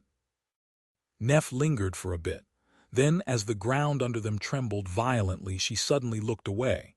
What she said next was entirely unexpected. "The projector back in your house, it didn't really explode by itself. I lied. Actually, I broke it, so I'm really sorry." Sonny stared at her in disbelief. His mind short-circuited for a moment. How is her tone so what? He blinked and then scoffed. Why the hell, however, he did not finish the sentence. Suddenly the world disappeared and Sonny saw, or rather perceived, a boundless void. It was the familiar, empty void between dream and reality. A moment later he was suddenly blinded by bright sunlight and assaulted by unbearable heat. Falling on something soft and scorching, Sonny rolled and frantically tried to sense the surrounding space through the shadows. The battle was now behind him. He had reached the Nightmare Desert. Chapter 12:05, Into the Fire Heat. It was hot, lethally hot. A mundane human would not have lasted in this suffocating heat for long. Even as a master, Sonny was struggling to breathe. His skin was burning. Sitting on the sand, hunched, he covered his eyes and looked up at the merciless white sun. The sun was like a small silver coin that hung high in the cloudless azure sky. White sand, azure sky. This was indeed the desert Nephi's had once tried to cross, the one that lay east of the forgotten shore, stretching far and wide along the hollow mountains. He couldn't see the dreadful black peaks, though. Either this part of the Nightmare Desert was much further north than the small fragment Nephi's had traversed, or much further east, where the hollow mountains were no more. In either case, Sunny was in big trouble. Nephi's had told them that the further one went into the desert, the more dangerous it became.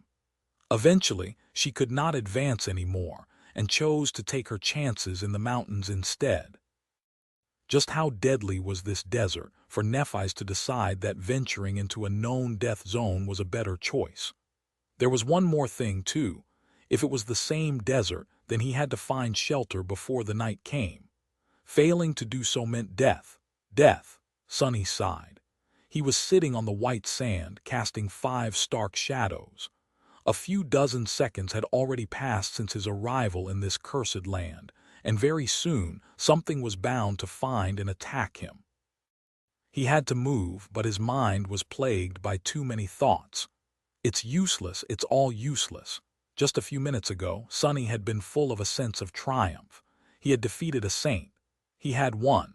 His desperate plan had come so close to fruition with Dire Fang's death. The balance on the battlefield had been bound to shift. Mordred's reflections would have been destroyed. The remaining 2 enemy saints would have been either killed or forced into retreat.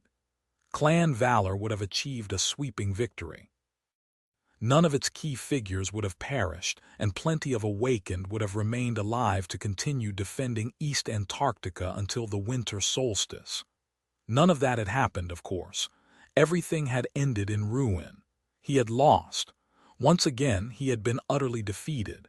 It was so tiring to always have victory slip through his fingers at the last moment. Curse it all. Sunny was being crushed by the weight of failure.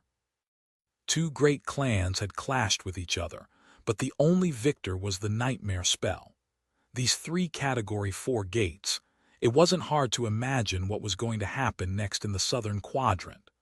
Both armies were either already annihilated or would be soon, and more than a few government elites, too. All the Awakened of Valor and all the Awakened of Song were as good as dead. The only ones who had a chance to survive were the Masters, the Saints, and a handful of people those Saints could drag with them into the Dream Realm. Even then, it was not a guarantee that they would have had enough time to escape, and those who would still have to survive the Nightmare Desert. The siege capitals would be left without the most powerful defenders, and much worse still, there would be swarms of corrupted and great abominations roaming the continent now. Everyone was going to die. Don't think about it. Don't think about it yet. Sunny gritted his teeth. There was a lot on his mind, but if he continued thinking about it, he would drown in anger and despair. For now, he couldn't allow himself to lose focus. He had to survive first. Sunny was lost in a region of the dream realm that was much more harrowing than the Forgotten Shore, without any way to get back to the waking world. His friends could be lost somewhere between the white dunes, too. He had to find them, if they were still alive, and figure out a way to escape this hell. Well, it was not his first time escaping hell, was it? Where there was a will, there was a way. What a bunch of crap. He felt a slight tremor run through the sand beneath him and grimaced. Escape. How could he escape the Nightmare Desert? There were 4 ways. The first one was to cross the desert and find a path through the hollow mountains. Needless to say, surviving a journey through 2 entire death zones was highly improbable. The second way was to find one of the saints who had survived the Nightmare Gates and successfully escaped into the desert. Saints could travel back to the waking world without the help of a gateway, and they could even bring a person or 2 with them. Sunny was not sure that he could convince anyone except for Saint Tyrus to save him instead of all others. And there were still Nephi's, Cassie, Effie, Kai, and Jet to think about. Any saint that left would not be coming back to this corner of the desert, since that would require returning to the proximity of the gargantuan Nightmare Gates. So, that way would most likely not work, either. The third way was to become a saint himself. That was, of course, even more suicidal than trying to traverse both the Nightmare Desert and the Hollow Mountains. Sunny had barely survived the second nightmare. He had been beheaded, had his heart ripped out of his chest, barely survived thanks to stumbling on Noctis by pure luck, almost lost himself in the endless sea of nightmares, fought against an entire army of awakened, and even faced Mordred at the end. The third nightmare would be much more harrowing, and even if he somehow transcended, there was a high possibility that the sovereigns would make him disappear as a result, which left only the fourth way, the only plausible one. Sunny had to find the Black Skull Citadel and use its gateway to return to the waking world. That, too, was more easily said than done. The Nightmare Desert, after all, was vast and full of all kinds of horrors. The main problem, though, was that only two people knew the location of the Citadel. One of them was Morgan and the other one was Mordred. So he had to find one of them first. Either one will do. Sunny closed his eyes for a moment and then suddenly jumped back. A split second after he did, the sand under him exploded, and countless hands rose from beneath it, clawing at the air. Here we go. It's starting. Chapter 1206, Nightmare Desert. A tenebrous black steed was flying across the white sands of the Nightmare Desert, pursued by an unseen horror. Sunny was leaning from the saddle, shielding his eyes against the scorching wind as he brandished the sin of solace. A hand that shot from beneath the ground was cleanly severed and dissolved into a swirl of ash. Curses, that thing is persistent. Behind him, a vast swath of the desert was changing. It was almost imperceptible unless one knew what to look for: the minute tremors running through the sand, the slight tilt of the dunes, the subtle shifting of the shadows. Something enormous was moving beneath the sand, following him. He had already used 4 out of his 5 shadows to augment Nightmare, leaving only one to strengthen the enchantment of the memory of fire through the underworld armament. That allowed him some measure of relief from the unbearable heat of the desert at least. But even with the help of the 4 shadows, his mount was not fast enough to outrun the creature. Much worse, it was not the only abomination in this part of the desert. In fact, Sunny was surrounded by nightmare creatures. There were too many of them to count, all moving in the same direction. They were responding to the call, pulled to the blooming seed of nightmare by its sweet promise. Luckily, most abominations seemed to be in a strange state. It was as though they were hypnotized, forgetting about everything except for the goal of reaching the seed and entering the waking world through it. As long as Sunny did not get in their way, most paid him no attention. It was deeply disturbing, really. Sunny had only ever seen nightmare creatures in the throes of murderous frenzy. Having them walk past him with detached indifference was somehow more frightening than facing them in a bloody battle. Crap, crap, crap. The desert was wide and flawlessly white, and the towering figures of abominations were moving across it with measured steps, separated from each other by a considerable distance. Their shadows were like long lines of stark blackness. The length of the shadows meant that the sun was already low. The night was not far away, cursing. Sunny guided Nightmare to the left, aiming at the nearest of the walking figures. From the looks of it, it was a corrupted monster.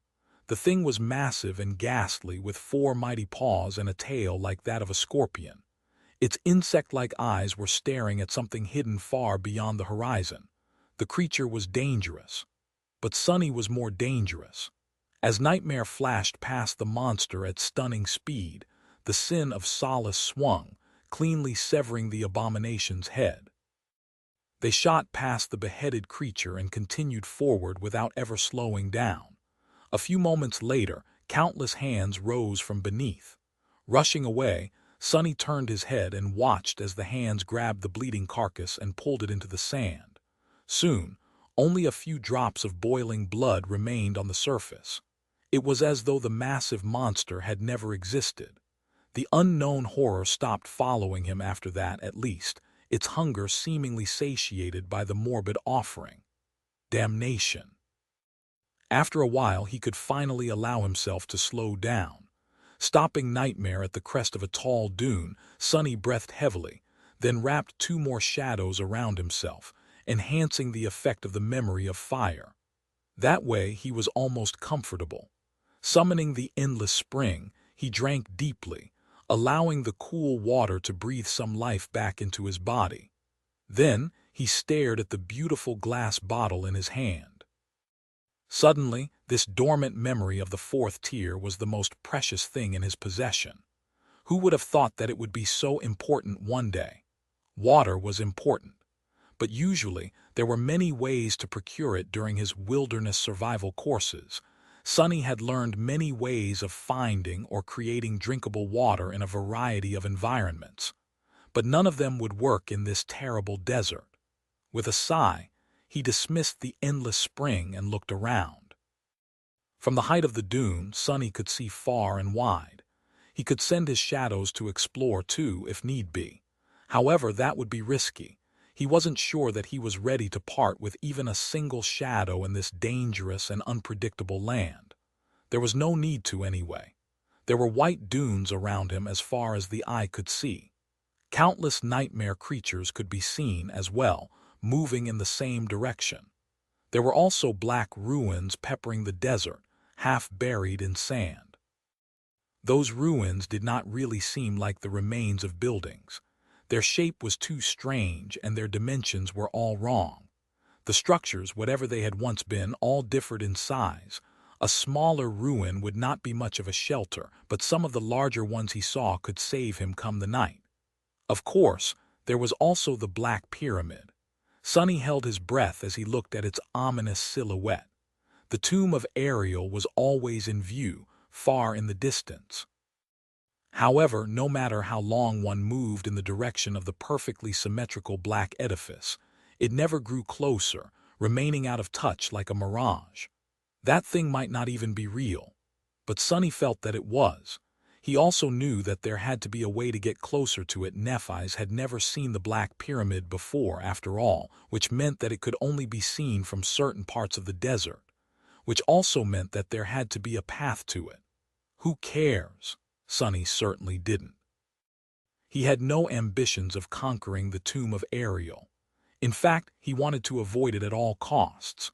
All he wanted to do was find his friends and escape the cursed desert as soon as possible. Grimacing, Sonny chose one of the larger ruins that rose from the sand many kilometers away and sent Nightmare into a gallop. Chapter 12:07. First night on the way to the ruin, Sonny stumbled on a human. It was the first survivor of the Battle of the Black Skull that he saw in the desert. Sadly, the man was already dead. His body lay on the white sand, staring at the merciless azure sky with glassy eyes. Sonny vaguely recognized him as one of Clan Song's ascended. They had never spoken to each other before, but he recalled seeing the man during the battle against the Titanic Horde, back in East Antarctica. The Ascended's memory armor had dissipated after its master's death, so the body was only covered by a torn bodysuit. There were several wounds in view, but none of them were serious enough to doom a master. It was unclear what had brought upon the man's death. Maybe there was severe internal damage, or maybe it was simply the heat that had killed him. With a sigh, Sonny jumped off Nightmare, kneeled, and closed the man's eyes. There was not much more he could do, so he just remained motionless for a few moments, then climbed back into the saddle and continued on his way. His mood was somber.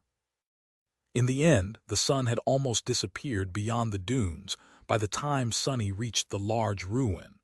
Scared by the prospect of remaining in the open after dark, he hurriedly dismissed his shadow and climbed over the weathered black stones.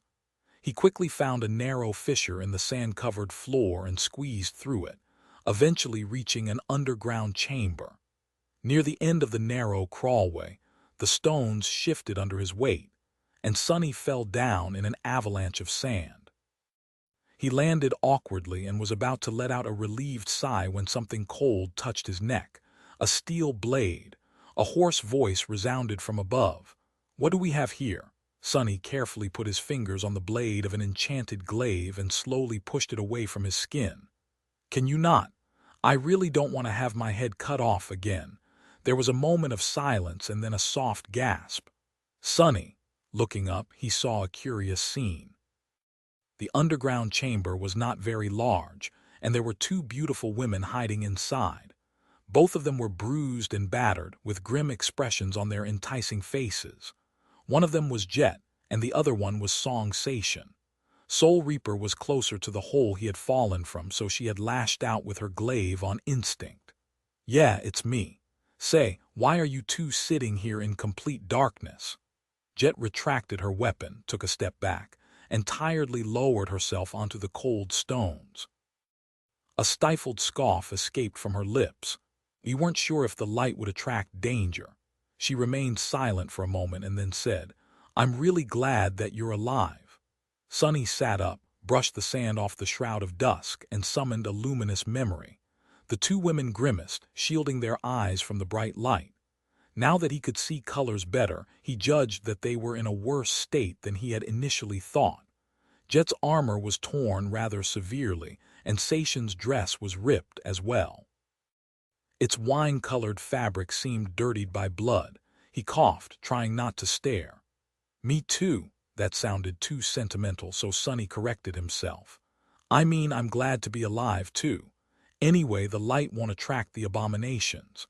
Most of them are being pulled toward the seeds, and those that are going to rise at night, well, I guess with a Category 4 gates, some of them will leave for the waking world as well. The rest will be too busy fighting each other. As long as we're out of sight, we should be safe."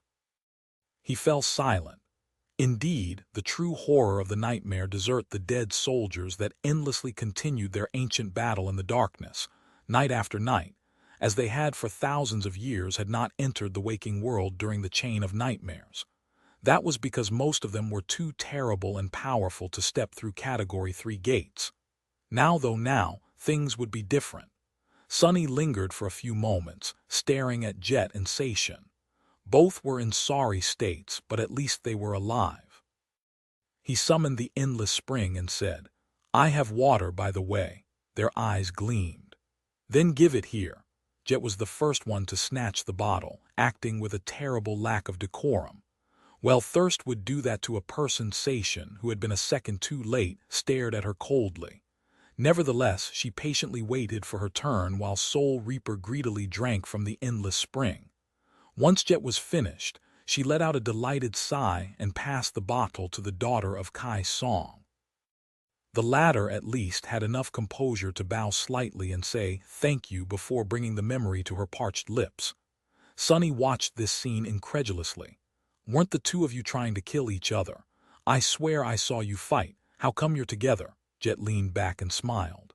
"Yes, we were trying to kill each other. This wench even tried to bite me. It was really gross. But what does it matter now? Here in the desert there are no sides, just us and the nightmare creatures. So there was no reason to fight anymore when we stumbled on each other." Sation gave her a long look. "Who are you calling a wench, you corpse?" she grimaced, as if nauseated. Wait, did Sation try to drink Jet's blood? It must not have tasted too pleasant, judging by that expression. Of all the people on the battlefield, she just had to go and clash with the only person who countered her aspect. Compared to her, even Sonny's luck seemed wonderful. Sation lingered for a few moments, then returned the endless spring and gave Sonny a long look. "What about you, Sunless? The last I saw of you, Dire Fang was heading to your position. How did you survive?" Sonny received the glass bottle and smiled pleasantly. "Oh, actually, I killed him." The two of them stared at him with wide eyes. "Right. I received a reward for slaying Dire Fang. I didn't even check." Sation opened her mouth to say something, but at that moment they heard a terrifying sound. It came from above, from the sides, from everywhere. The dead were rising to continue their eternal battle. Soon, a distant cacophony of titanic blows and inhuman roars seeped into the chamber through the hole in its roof, and the stones surrounding them vibrated. Streams of sand flowed through the cracks in the black tiles. No one was in the mood to talk after that. They just sat in silence, tense, and waited. Time passed. Then a different sound reached their ears. Someone or something was crawling through the narrow fissure, descending into the underground chamber. Chapter 12. 08 Newcomer instantly. All three of them, Sunny, Jet, and Sation, were on guard. Jet readied her glaive, while Sunny gripped the hilt of the Sin of Solace tighter. Sation, meanwhile, lowered her hand slightly, as if preparing to defend herself with bare fists. The cursed sword whispered into Sunny's ear. Use them as a shield, take a step back, and let whatever comes feast on their flesh first. Sunny struggled to ignore it. Before, he had not dared to send his shadows outside to keep an eye on the desert with how dreadful the creatures populating it at night were. Many of them were bound to possess means of destroying intangible things. Sunny did not want to risk one of his shadows being obliterated. But now, he regretted that decision. As his expression hardened, streams of sand fell from above, and then someone jumped softly on the stone plates of the chamber's floor. Sunny felt immense relief. It was a human. Jet remained on guard, but Sation seemed to relax. She straightened slightly and let out a soft sigh, her exquisitely beautiful face illuminated by a pale smile. Ascended Sue, you have survived as well. They were safe. The newcomer was not a terrifying nightmare creature, it was a survivor like the three of them, one of the masters of clan song. The man groaned slightly, then shielded his eyes from the bright light of the luminous memory. His hand trembled slightly. Lady Song. Looking at him, Sunny suddenly felt a chill run down his spine. A sense of fear like he had never experienced before wrapped its fingers around his heart. He almost staggered back but forced himself to remain in place, wearing the same expression as before. What the hell? Sunny stared at the newcomer. The man was tall and muscular. His black hair was cut short, revealing a strong, handsome face. His eyes were like two pools of darkness, and there was a strained smile on his cracked lips. Ascended Sue wielded no weapons and wore no armor. He was dressed in a dark red bodysuit which was torn, revealing ugly lacerations and bruises covering his body. It was, without a doubt, the dead man whose eyes Sunny had closed just a few hours ago. Sunny shivered, and even the blurry figure of the Sin of Solace who stood beside him suddenly seemed wary. Sation took a deep breath. Master Sue, thank the gods. Have you seen any of my sisters? The man looked around, then said hoarsely, No, my lady, I have not seen anyone, only you. Is it some kind of regenerative aspect? No, wait, is it that bastard Mordred? Sunny stared at the newcomer, studying his every move. Then he shifted his perception and looked within the newcomer. The blade of the Sin of Solace trembled slightly. Within the body of Master Sue, where a radiant soul core should have been. Instead, there was nothing but vile, impenetrable darkness. A darkness so vast and deep that Sunny couldn't even conceive its magnitude. Jet was not in a hurry to lower her glaive. Looking at the creature, she frowned slightly and asked, How did you survive being outside during the night? The creature wearing the corpse of Ascended Sue looked at her and shivered.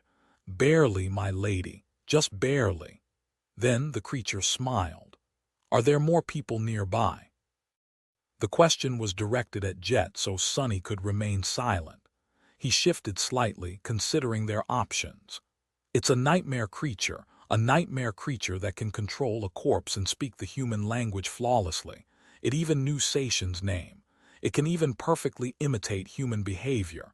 If not for Weaver's lineage, I would not have known at all. It is unlike anything I have seen or heard about before. And the creature was strong enough to walk the nightmare desert at night. The three of them were trapped in a small underground chamber with a creature like that. Sunny felt terror. He activated the blessing of dusk and sent Jet a mental message, trying to sound calm. That thing is not human. Jet sighed, then shook her head. There might be, but we haven't met anyone else. The four of us will have to stick together. At the same time, she answered Sunny, I know. Its soul is much more vast than a master's soul should be, or a saint's soul even. It is harrowing. Then Sunny sent a message to Sation. That is not Ascended Sue. Think of an answer and I will hear it. The beautiful woman did not show any sign of surprise as her answer resounded in his mind. What are you talking about? I know this man. He and I grew up together. Wait. Did the son of Anvil take his body? Gods. I never thought I would say something like that, but I wish it really was Mordred. Sonny summoned the runes, seeking the prize he had received for slaying Dire Fang. No, something else took his body, his dead body, something old, vast, and powerful. I saw the corpse on the way to the ruin. The creature, meanwhile, seemed a little disappointed. Its smile grew bleak. Of course, we will stick together and search for more people. Once the morning comes, yes. Sonny stared at a particular string of runes and then offered the endless spring to the corpse of Ascended Sioux. Forcing out a smile, he said, "That sounds like a plan. Here, some water. You must be dying of thirst." The creature accepted the glass bottle with an awkward nod. Yes, yes, I am thirsty." Sonny smiled as he watched it bring the bottle to the corpse's lips. Then, without changing expression, he silently thrust the Sin of Solace into the creature's chest. At the same time, a blade made of darkness appeared from behind, piercing the dead man's back. Saint escaped from the shadows, her eyes burning with crimson flames. A whirlwind of white sparks rose around Sonny, almost filling the entire chamber. Jet and Sation were already moving, too. The creature looked at the endless spring which was disappearing from the corpse's hand, and tilted its head a little. "Yes, I am thirsty."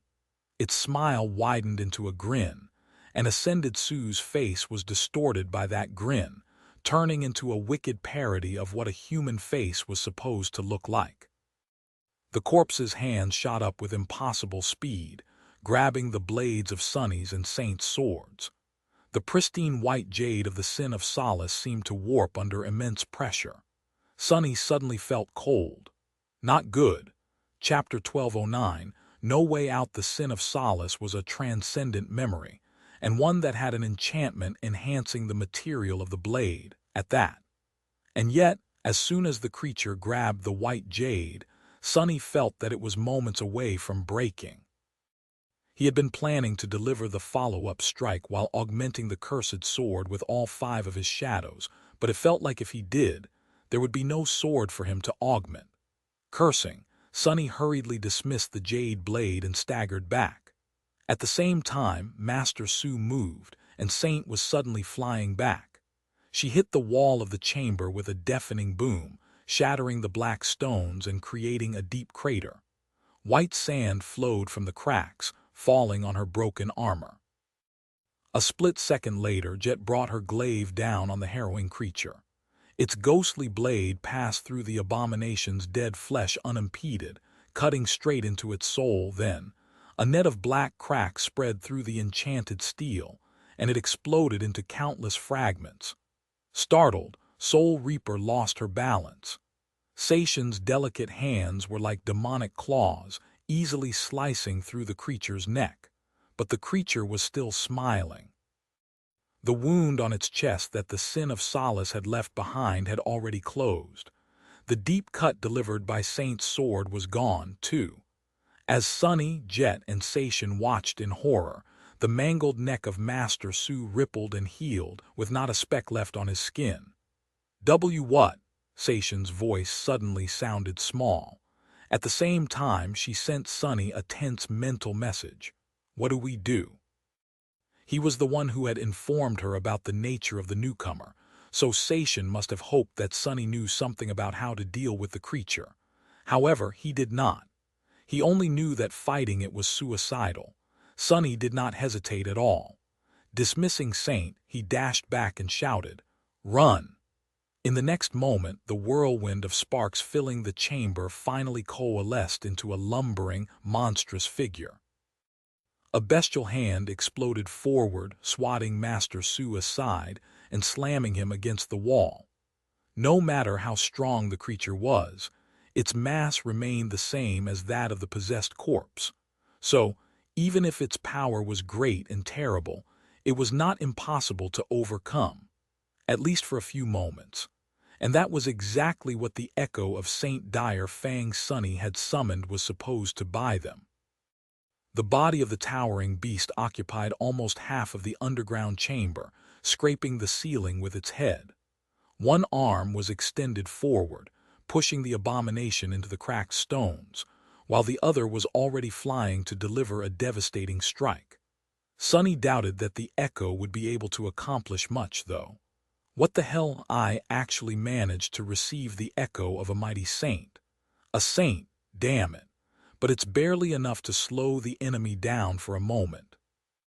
The nightmare desert was veiled in darkness, and darkness meant death. However, being trapped in the small underground chamber with the harrowing creature also meant death. They could either remain and try to fight, or escape and try to survive the ancient battlefield. Both choices were equally fatal, but at least the latter would kill them a few seconds or maybe even minutes later. Hurry! Jet was the first one to jump up, grab the edges of the narrow fissure, and climb into the narrow crawlway. Her figure disappeared from sight and Seishin instantly followed. Without wasting any time, Sunny stepped through the shadows and appeared above ground, just in time to grab Jet's hand and help her climb out of the fissure. The roar of the eternal battle, which had been muted by the breath of stone, assaulted them like a storm. Looking out of the ruin, Sunny paled. Under the ghostly starlight, legions of the ancient dead were fighting each other. There was no skin or flesh left on their perfectly black bones. Some of the dead resembled humans, some were like giants, and some were too monstrous and alien to describe with words. However, all of them were terrifyingly powerful. It was strange to see that the world had not been destroyed by the dreadful fury of their battle. How was a fragile human supposed to survive that cataclysmic clash? We are supposed to go through that. Seishin had just climbed out of the fissure and stopped, staring at the scene of the harrowing battle. Her silken gray skin suddenly seemed darker. Jet looked at the desert beyond the ruin, then at the hole they had just climbed out of. Just at that moment the whole structure shuddered as if something was pushing against the black stones from below. And a second later, the spell whispered into Sunny's ears, "Your echo has been destroyed."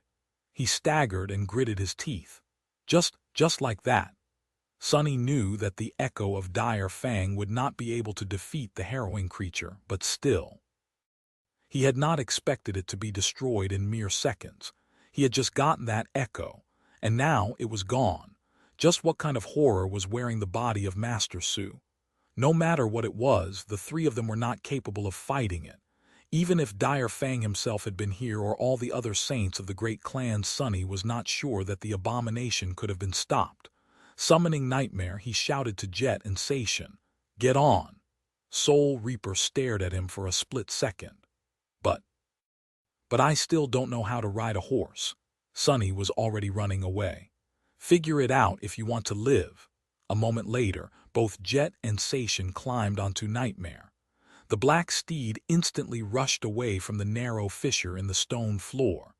Sunny was just a step or two ahead, turning into a swift shadow.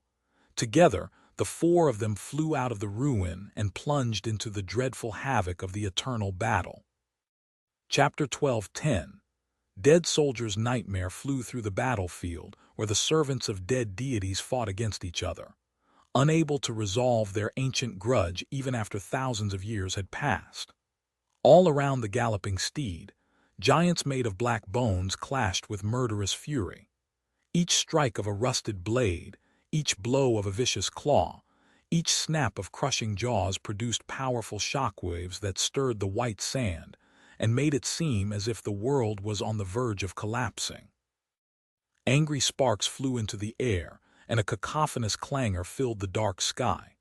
Crazy, this is crazy. Sunny was in the form of a shadow, gliding across the sand in front of Nightmare. He was serving as a guide, and the black stallion followed, carrying Jet and Seishin. Sunny's mind was in overdrive, absorbing every minute detail of what was happening around them. He had to find a way to avoid the ancient wraiths and slip between them somehow, while not being destroyed by their destructive wrath. It was not easy, no. It was almost impossible. His only saving grace was that the dead did not seem to pay them any attention. Still, just the aftershocks of their dreadful attacks were enough to obliterate a puny ascended like Sunny. Damn it all!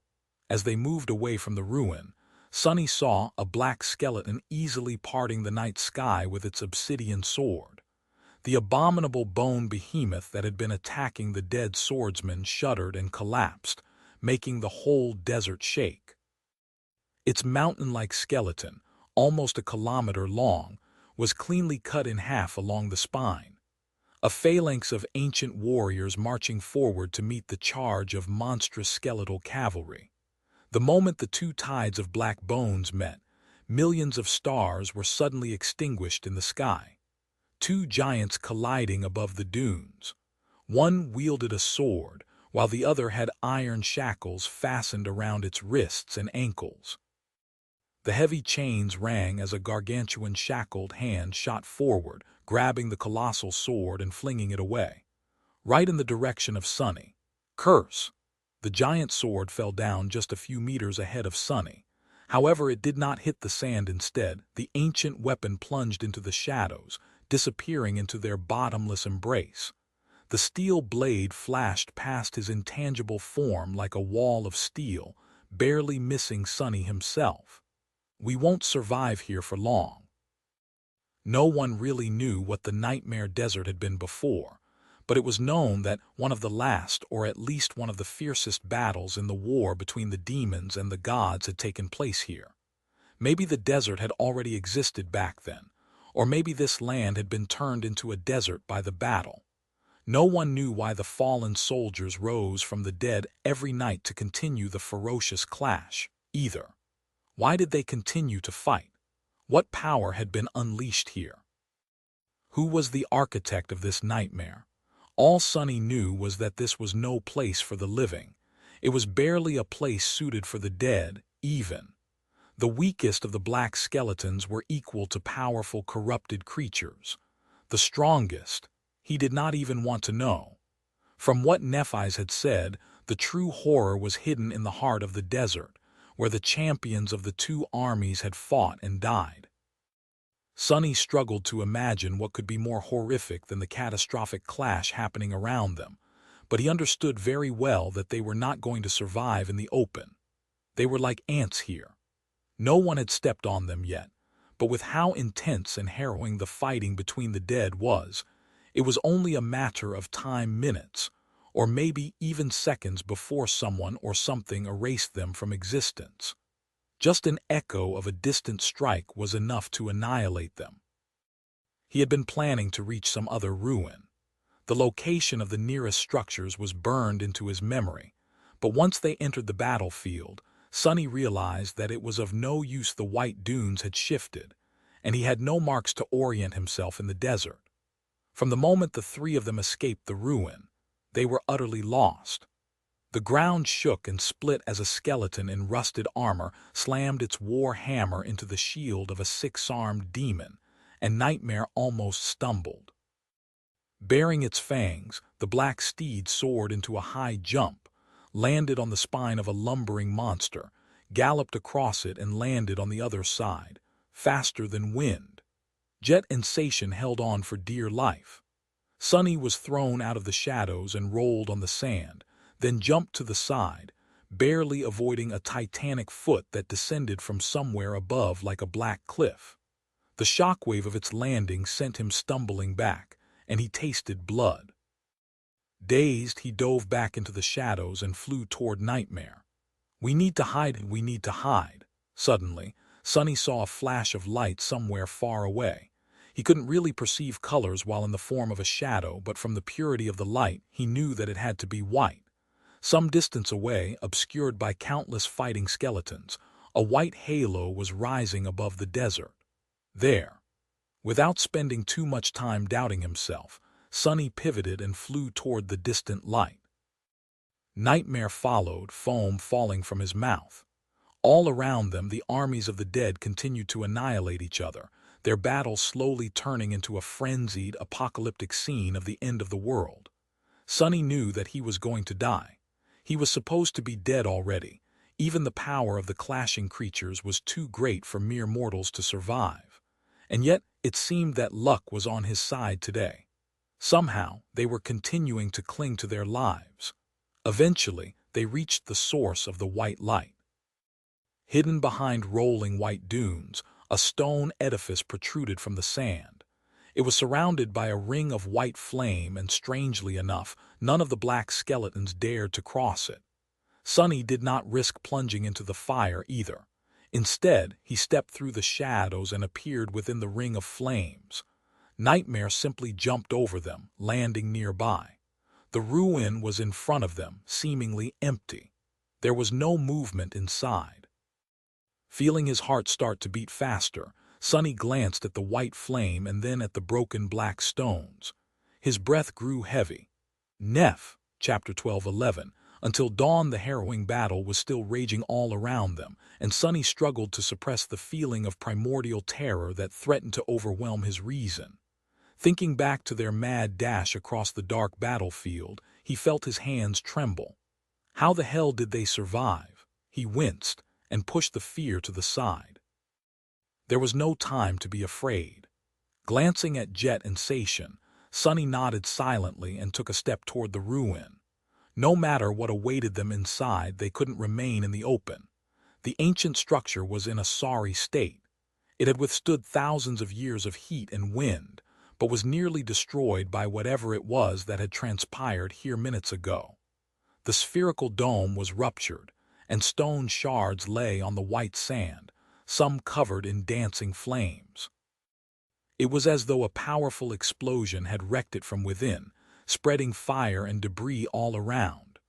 A few chunks of broken stone were large and heavy enough to crush an armored vehicle. Sonny extended his shadow sense as far as he could, but the black walls of the ruined structure were somehow blocking it. Followed by Jet and Sation, he carefully approached the hole in the dome's wrecked wall, lingered for a moment, and jumped inside. The first thing that met them was the stench of burned flesh. The ruin was much smaller than the one they had sheltered in before, and from the looks of it, there was no path to the underground portion of the structure. There was only this one spherical chamber, with its floor partially buried under the sand. A blackened corpse lay in the middle of the round hall. It seemed human, but it was impossible to tell who that human had been. The corpse was burned too badly, and all its features were destroyed by the flame. There was someone else in the chamber, too. Sonny cursed and dashed forward, appearing near the motionless figure a split second later. Nephis was laying on the black stones, her armor almost destroyed, with her eyes closed. Wisps of white fire were escaping from the terrible wounds covering her body, and in the bleak light her face looked pale and vulnerable. No, no, no. A moment later, a relieved sigh escaped from his lips. She was alive, just unconscious.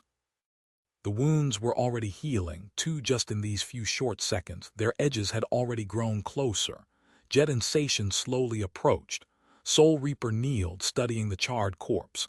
After a while, Sonny forced himself to turn away from Neph and asked, "Who is it? Can you tell?" Jet hesitated, then shook her head. "No, the body is too damaged. However, it gives me the creeps." The three of them remained silent for a few moments, wondering what had happened here. Had Nephis fought with another survivor? Or had there been another creature like Ascended Sue? Both possibilities were a little unnerving. Eventually, Sonny shook his head. "It doesn't matter. We need to destroy this corpse. Otherwise, there's a chance that it will rise and start talking to us again." There were no objections. After disposing of the corpse, the three of them gathered around the unconscious Nephis and sat in tense silence, waiting for dawn with terror gripping their hearts. In the morning, the sounds of the battle grew quiet. Sonny, who had not closed his eyes or allowed himself to relax for a single moment, sent one of his shadows to take a look outside. He was utterly exhausted. Usually, an Ascended could go a long time without needing to rest, and Sonny had the benefit of wearing the Shroud of Dusk as well. But in the past 24 hours, he had participated in a viciously intense battle, fought a saint, traversed countless kilometers of the Nightmare Desert, and even survived the ruinous clash of the dead armies. Not to mention facing the harrowing creature that wore the corpse of Master Su. Sonny was tired. Outside, the desert was tranquil and pristine. The white dunes stretched as far as the eye could see, and there was no sign of the terrible forces that had fought across this hellish place just hours before. The sand had swallowed everything. It had been terribly cold in the desert during the night, but now that the sun had appeared above the horizon, the unbearable heat was coming back. He let out a hoarse sigh. They're gone. The skeletal warriors were gone, but what about Master Su? Had the creature followed them into the battlefield and got destroyed, or had it waited inside the ruin patiently, waiting for the sun to rise? Was it coming for them now? Sunny did not know. Jet and Sation were sitting back to back, while he was a couple steps away. Neff's head rested on his knees. Summoning the endless spring, Sunny brought the beautiful glass bottle to her lips and poured out a little bit of water. As it flowed into her mouth, Nephi stirred a little and then coughed. Her eyes opened and she stared at him from below, slightly confused. A slight smile appeared on Sunny's face. "You're awake, take it slow." Nephi's flinched, then sat up and grabbed the endless spring. She drank from it greedily and then looked at Sunny. White sparks danced in her eyes as if agitated. How are you here?" he shrugged. "I told you that I would see you on the other side." Sunny lingered for a few moments and scoffed. "What? Don't look at me like that. To be honest, we saw the light of your flames from afar and rushed here, hoping to find shelter. If not for that, we'd be dead for sure." Nephi's glanced at Jet and Sation. A small frown appeared on her face. Then she suddenly shuddered and turned around, staring at the spot where the charred corpse had been before. Sation finally spoke. "We got rid of it. We have encountered a creature that can possess corpses, so keeping a dead body with us did not seem safe." Nephi shivered. "Yes. I have encountered such a creature too." Sunny remained silent for a while, wondering how was it that she had managed to kill the damn thing. Did it have something to do with her ascended ability, longing, or the nature of her aspect in general? The dead of the nightmare desert seemed unwilling to approach the white flames too. More importantly, was there more than one creature like the one they had fought? Or was it a creature capable of inhabiting multiple vessels at the same time? His expression was grim. "Do you know what that thing was?" Nephi's hesitated for a few moments, then nodded. "I'm not sure, but I think I do." She grimaced, looked at her ruined armor, and raised one trembling hand. There were 3 nightmare gates, but only 2 gate guardians entered the waking world. The third, I think that it stayed behind in the dream realm. Nephi's grew quiet for a bit and then added, "To hunt us." Chapter 12:12 Pursuer. There was not much time to talk. If the guardian of a Category 4 gate was really on their trail, then they needed to run. Even if Nephi's was wrong, the creature they had met was immeasurably strong. Considering its power and frightening level of intelligence, it had to be a great devil at least. It was much more likely to be a tyrant, or something even more terrifying. Sunny had killed a great devil once, but that was not a real kill. The spawn of the vile thieving bird had been unborn, and weakened by thousands of years of neglect in the branches of the soul-devouring tree. More than that, Sunny had only survived that encounter because of his unique soul composition. Only after meeting an actual great nightmare creature did he realize how harrowing these beings truly were. The thing pretending to be Ascended Su was not even the real body of the abomination. Most likely, it was simply one of its manifestations. But it had already been strong enough to shrug off all their attacks, severely wound Saint, and destroy a transcendent echo in mere seconds. As for whether it was the gate guardian, logically speaking, that was impossible. Nightmare creatures were compelled by the seeds, unable to refuse their call. All they could do was be drawn by it and invade the waking world. However, Sunny had already seen that the great abominations were not as beholden to the rule of the spell as the lesser creatures. One of them had actually used its power to forcefully widen the nightmare gate. If one of the gate guardians was capable of that, who was to say that a different one couldn't stay back to slaughter those humans who would flee to the dream realm? "Hurry! We need to hurry!" Mere minutes after Nephi's regained consciousness, the four of them abandoned the ruined stone dome and ventured into the desert. For now, their destination was simple. They were fleeing in the direction opposite of where Master Su had been seen last, as fast as they could. As the four exhausted masters fled across the desert, they learned about what had happened to Neph. She had left the waking world soon after Sunny, and was drawn into the nightmare desert like the rest of them. Nephi's fought against several nightmare creatures, and eventually found another human one of the Valor ascended. Together they sought and found a shelter to survive the approaching night. There was something strange about that ascended, though. When she offered to heal his wounds, the man refused.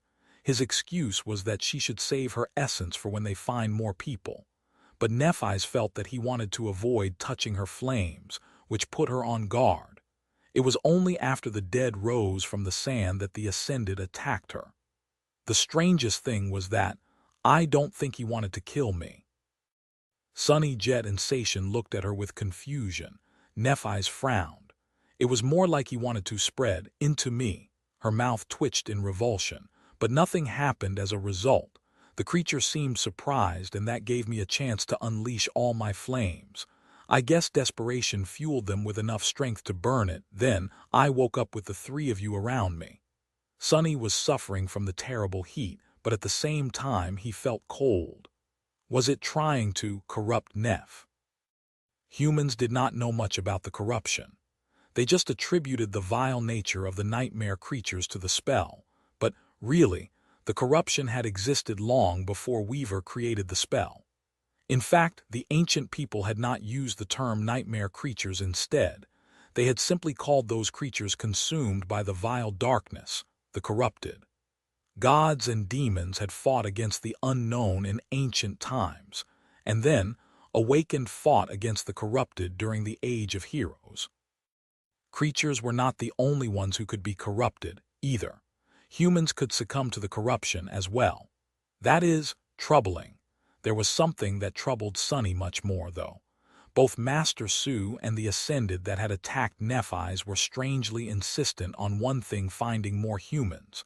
So, could it be that the four of them had not really escaped the pursuit of the creature?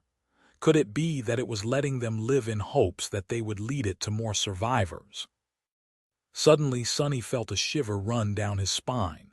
He looked around, taking in the immaculately white landscape of the desert, almost expecting to see a dark figure to be following them from afar. But of course, if the corpse of Master Su was indeed following them, it would not allow itself to be seen. Sunny did see something else, though. There, in the vast azure sky, why was there a black dot there? He stopped and looked up, gesturing for the others to prepare. There were still abominations traversing the desert on their way to the nightmare seeds, even if there were fewer of them than there had been yesterday. Some of them were of the winged variety, too. However, those creatures flew straight toward the seeds, not paying attention to anything else. The black dot, however, was moving in the wrong direction. It was barreling straight at them. Sunny, Nephi's, Jet, and Sation raised their weapons, ready to face the worst. Less than a minute later, the dark figure fell from the sky and landed just a few meters away from them, raising a cloud of sand into the air. Ivory armor, auburn hair, an infuriatingly handsome face, and magnetic green eyes that were shining with relief and concern. Sunny blinked a couple of times. "Hi," his friend let out a long sigh and wiped the sweat off his brow. Then he smiled brightly, making Nephi's, Sation, and even Jet blush a little. "Thank the gods, I've found you." Chapter 12. 13. Search and Rescue. Kai looked a bit tired and dehydrated, but other than that, he seemed fine. His transcendent armor had originated from a fire-breathing dragon. After all, out of all them, he was probably capable of dealing with the lethal heat of the nightmare desert best. Looking at his friend, Sunny felt profound relief. He knew, of course, that the government force had been caught between the three gates as well. They had not participated in the battle, and were protected by a saint, so their chances of escaping into the dream realm unscathed had been high. However, knowing and seeing were two different things. Now that Sunny saw Kai, a huge burden had been lifted from his heart. It was a bit bizarre, of course, to be happy about a friend becoming trapped in a death zone with very little hope of ever returning to the waking world. But considering the situation, one had to count their blessings. Sunny exhaled slowly.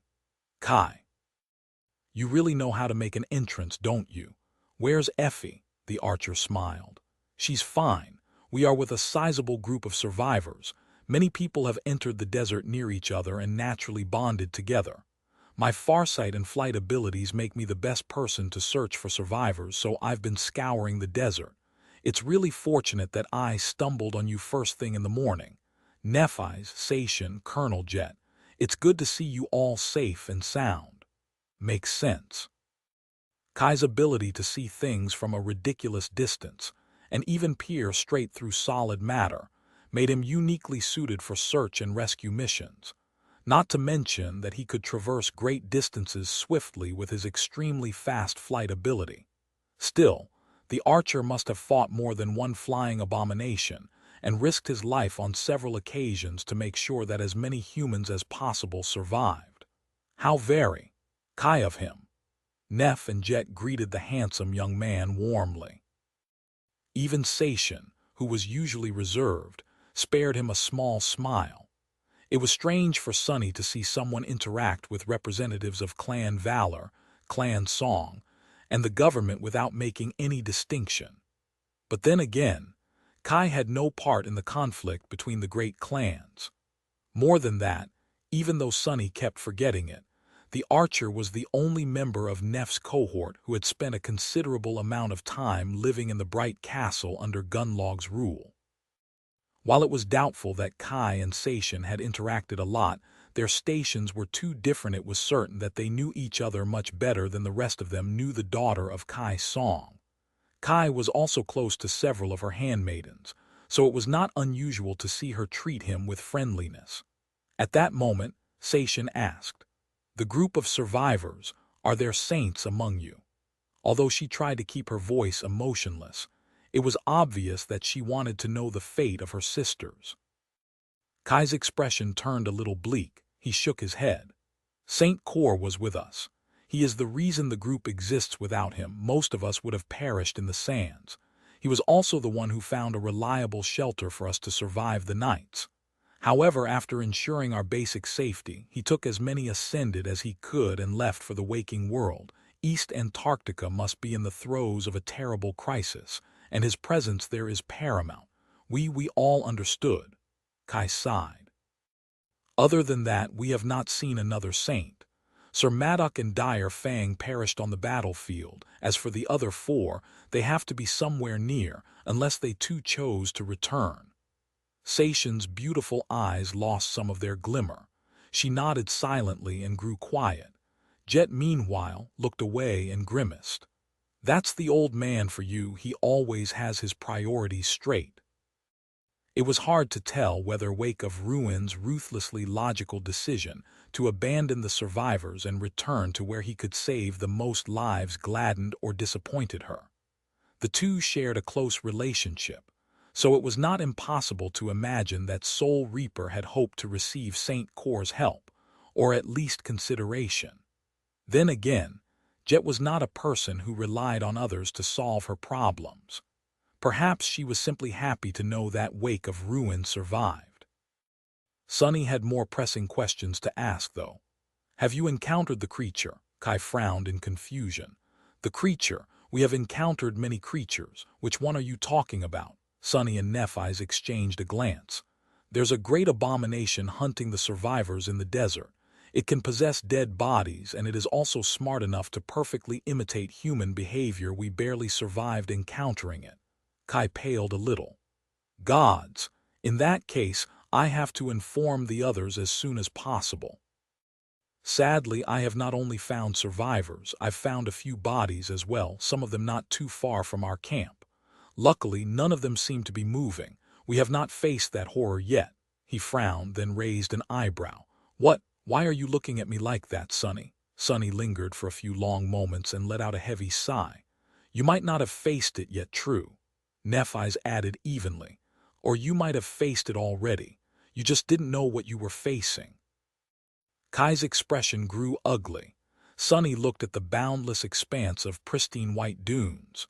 It is really hard to tell that thing apart from real humans. So, how many survivors are in your group? How many of them had been with you from the very start, and how many joined recently? Feeling a cold shiver run down his spine, he hesitated for a few moments and then asked, "How many people did Wake of Ruin take with him back to the waking world?" Chapter 12, 14 Source of Nightmares Move Monster. An ascendant of Clan Valor had fear in his eyes as he pushed Mordred in the back with the butt of his spear. Mordred had already been walking as fast as he could, so the forceful push made him stumble and fall. The blistering white sand burned his mangled face. He sighed, then struggled to stand up. One of his eyes was gone, and he had only one hand left. His reflections had all been destroyed. His body was in a sorry state. Even though Mordred had managed to escape the rampage of the great being, his luck in the nightmare desert was awful. Soon after entering it, he stumbled on the pursuing gate guardian, and after barely surviving that unfortunate encounter, a band of surviving masters of Clan Valor ambushed and overpowered him. He had failed to finish off his sister, too. A pity. Now, his arms were bound behind his back with enchanted shackles. Even if he wanted to abandon his original body, he was temporarily trapped within it. The heavy chains were probably not the tool Morgan had planned to imprison him with, but they too were forged by his father. Getting out of the shackles was going to be troublesome. If anything, though, having only one hand left could help with that. "Stand up," Mordred sighed in exasperation. "I'm trying. Really now, is this how you treat a prince of valor?" Instead of the answer, the master angrily hit him in the ribs. Mordred plopped back into the scorching sand. Another voice resounded from somewhere above. "Stop it. You're only slowing us down. The skinwalker has to be drawing close. If we want to survive, we need to reach the citadel as soon as possible." Indeed, that was the only reason that the stragglers of Clan Valor had kept him alive. They wanted Mordred to show them the way to the Black Skull Citadel. The nightmare desert was vast, but with the echo mounts, the band of survivors had been able to traverse a great deal of distance in the past day. Their luck was also not too bad. The area where the call had pulled them was not that far from the citadel. With Mordred's help, they managed to make it most of the way there. The last stretch, however, had to be traversed on foot. Someone pulled him to his feet. The woman was trying to appear calm, but he could feel her fear. The Ascended had encountered the Skinwalker too. In fact, the ones with him now were simply those who had survived the encounter. They knew that death or something much worse was relentlessly pursuing them. "Lead the way. Your life depends on reaching the Black Skull too. Where is it?" Mordred lingered for a moment, then smiled. "Don't worry, we're already close." He walked forward, navigating between white dunes and ancient ruins. After several hours of suffocating heat, they finally saw the giant black skull appear in the distance. The masters froze for a moment, excitement burning in their eyes. Mordred, however, silently took a step back. He shook his head. These people asked him where the citadel was, and he led them here. However, they should have asked another question as well. The question was really simple. What had he done with the corpses of the awakened inside the Black Skull Citadel? The answer was that he had done nothing. Nevertheless, human figures suddenly started emerging from inside the giant black skull. 1, 2, 3, a dozen, 2 dozens, 3. Knight Shtad's headless corpse was also there, walking at the front. The survivors wanted to escape the Skinwalker, but they had actually been marching toward their deaths all along. Time to run. Turning around, Mordred allowed his body to fall and roll down the slope of a tall white dune. In the end, Kai stayed with Sonny and the others. Together, they made their way through the desert, heading for the spot where he had left the other survivors. The path was not easy. There were too many powerful nightmare creatures around, and even though most of them were mesmerized by the call of the seeds, some weren't, or at least not completely. Luckily, none of the abominations they had to fight were of the great rank. Each of the 5 masters was immensely powerful too. Still, it was a rough journey. All of them were utterly exhausted, suffering from the inhuman conditions of the White Desert, and under terrible mental strain because of the harrowing feeling of being pursued. Nobody knew whether the corpse of Master Su was on their trail or not, but just the possibility of meeting the creature again was enough to fill them with a suffocating sense of dread. The abominations they fought were all powerful and dreadful, too. Out of the 5 of them, Nephi's seemed to be affected the least. However, she was struggling with her own burden. Looking at the flawlessly white expanse of white dunes, she shook her head and sighed quietly. I never thought I would return here one day, or at least so soon.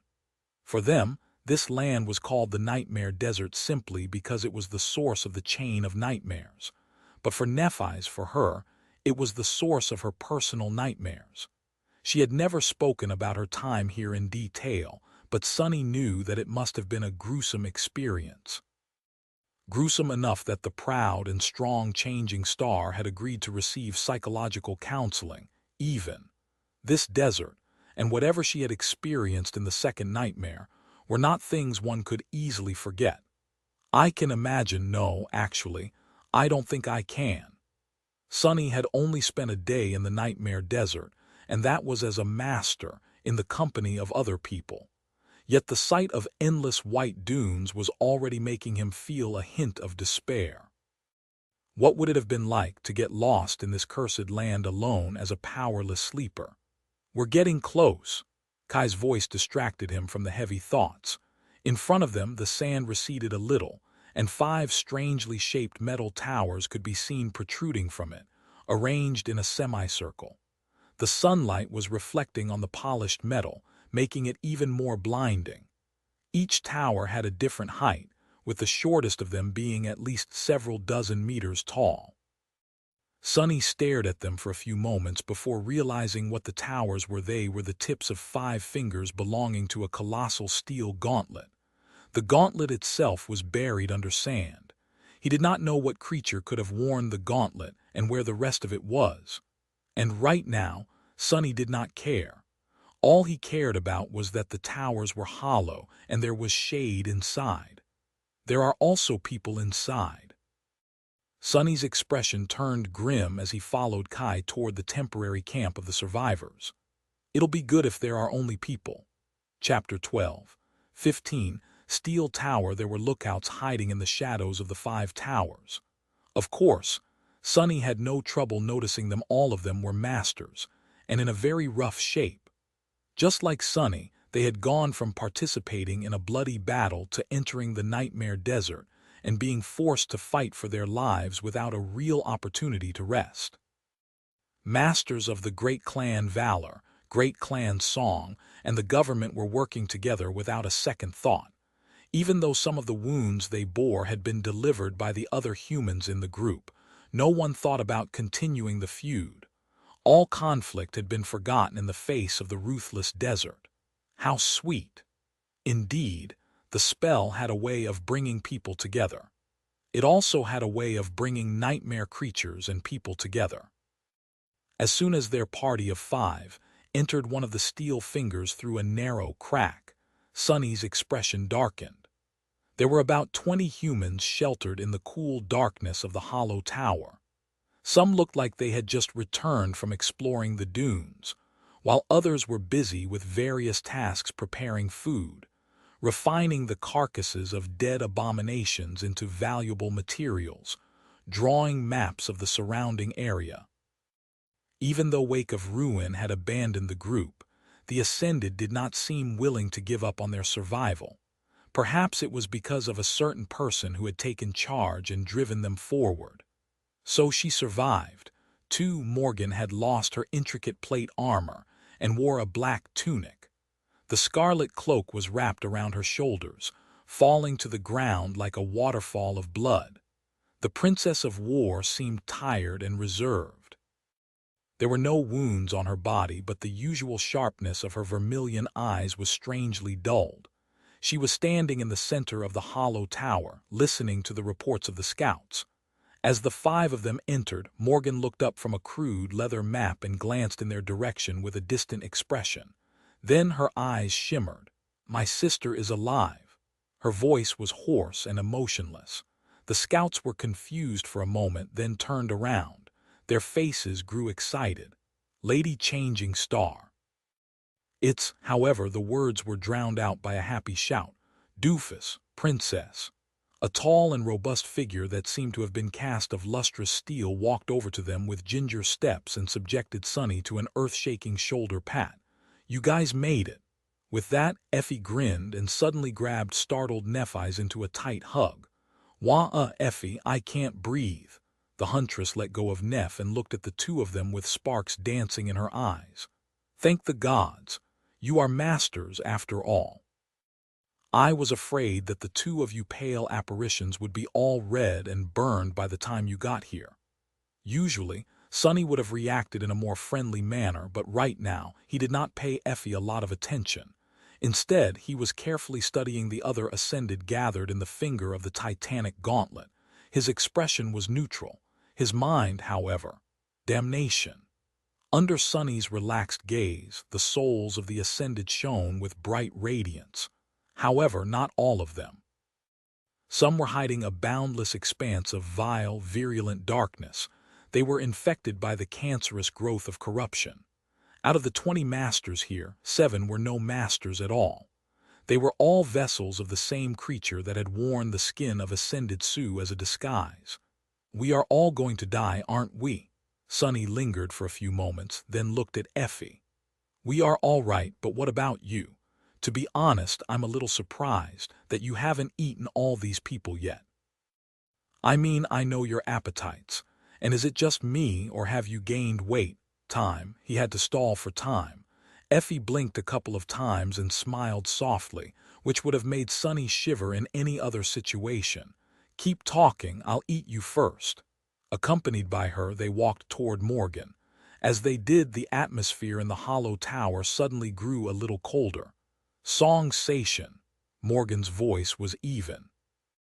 Sation met her piercing gaze with the grace of a person who had survived a decade of hell on the forgotten shore.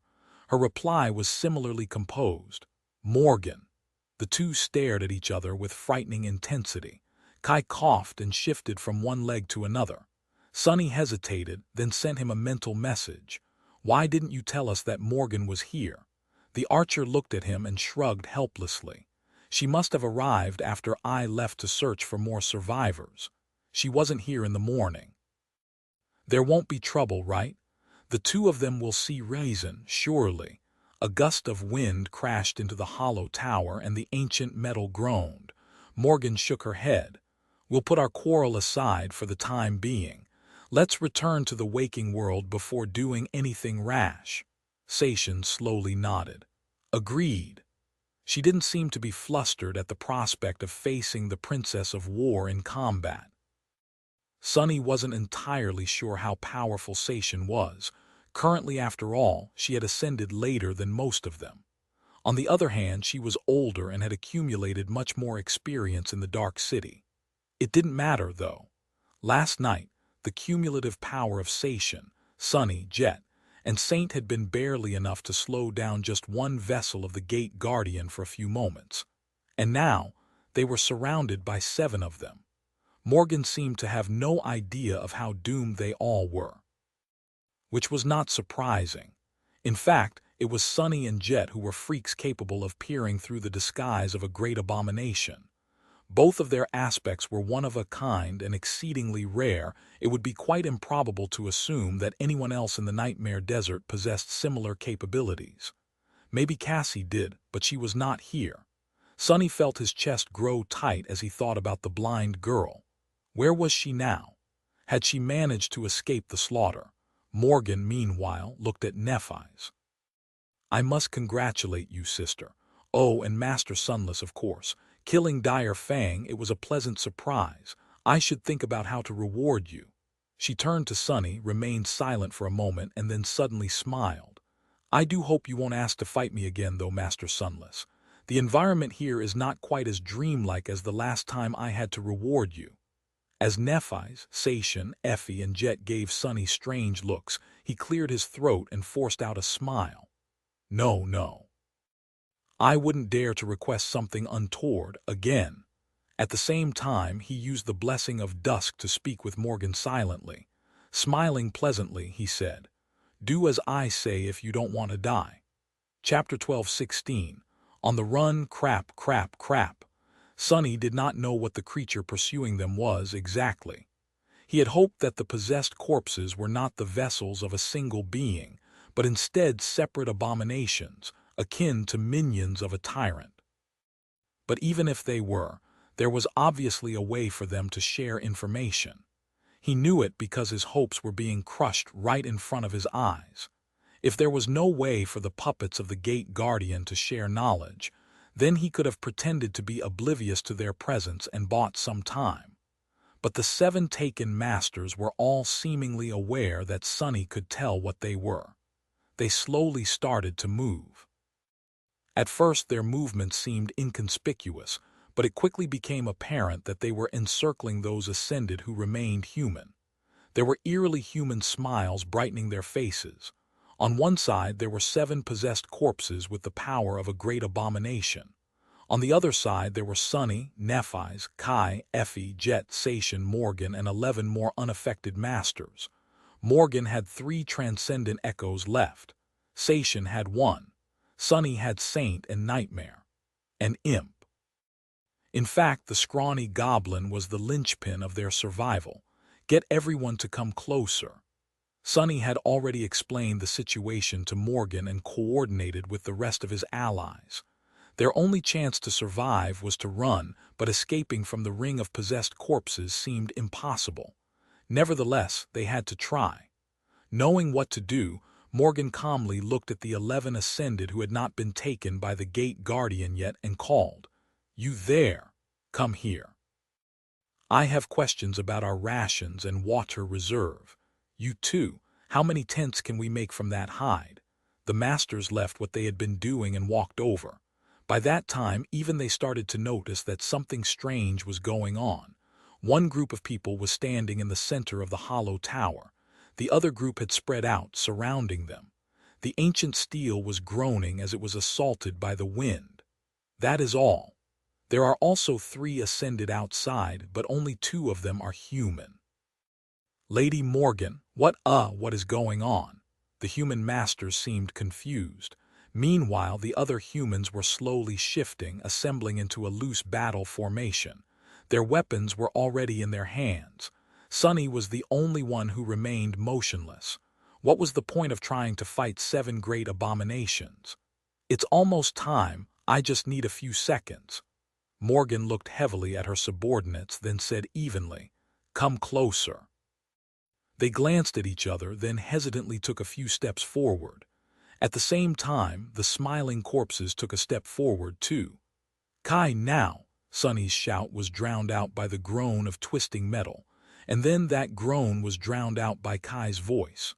The handsome archer only spoke one word, but it enveloped the space within the hollow tower entirely, echoing in its dark expanse. "Stop! Arg hell!" Sunny had never been on the receiving end of Kai's ascended ability, or rather, he had never been the subject of its negative influence. His friend usually used the power of his voice to inspire soldiers and ignite their desire to fight, win, and survive. But that was not the only thing he could do. Nightingale's true power was to compel living things and bend them to his will. When Kai had commanded everyone to stop, it was as though the world itself froze. Sunny was still able to move thanks to his impressively high mental defense, but it was as though a mountain had fallen on him. It was not physical weight, though. Rather, it was incredibly hard to remember why he wanted to move in the first place. With some effort, he managed. The others were similarly affected, resisting the command with varying degrees of success. Even the 7 corpses stumbled. However, they shook off the effects of the command almost instantly. Still, it bought Sonny the couple seconds he needed, because at that moment the whole tower suddenly shuddered and collapsed. There was a deep groan of tearing metal, a shrill screeching noise, and then wind and light flooded the interior of the steel finger. That was because Imp had gnawed through the outer layers of the tower, of course, going most of the way around it. Sonny had summoned the gluttonous goblin immediately after noticing the lookouts of the survivor group. While he was greeting Effie, talking to Morgan, informing her of danger, and observing the 7 vessels of the Gate Guardian slowly surrounding them, the ravenous fiend was busy stealthily eating through the exterior of the steel finger. And just then, the tower finally couldn't support its weight and toppled. The cool shade filling its interior was instantly torn apart by blinding sunlight. But plenty of shadows remained. Calling upon them, Sonny instantly manifested dozens of dark tentacles. Some of them wrapped themselves around the bodies of those corpses that had not been buried under countless tons of steel, only to be instantly destroyed. This was just a distraction, though. The rest of the shadow tentacles grabbed the humans and unceremoniously tossed them out of the way of falling metal into the merciless heat of the desert. At the same time, a whirlwind of sparks manifested into transcendent echoes who threw themselves at the abominations. Everyone used their own means to slow the enemy down. There were screams, there was noise. There was an explosion of white flame and the sharp sound of the air being cut by countless blades. Blood spilled. Falling onto the white sand, Sonny rolled and jumped to his feet. Run! Most of them had made it out of the tower, but 5 out of the 11 ascended that Morgan had called were nowhere to be seen. The white dunes around them trembled and then exploded, and a vast cloud of sand covered everything in sight. Kai held Effie's hand as he soared into the air. Nightmare appeared out of the darkness, rushing toward Jet. Morgan had her own mount, which looked like a horned destrier made of steel. Sonny found himself near Nephi's. Without thinking about what he was doing, he grabbed her tightly and stepped through the shadows.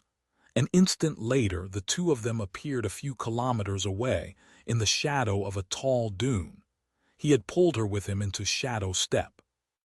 Sonny stared at Nephi's with a startled expression, and she looked at him with wide eyes. What was that? He opened his mouth, then froze for a moment. I just thought that it might work. What would you know? It did. Sonny couldn't bring other living things with him when he stepped through the shadows, but his aspect had already shown that it treated Nephi's as an extension of him in certain instances.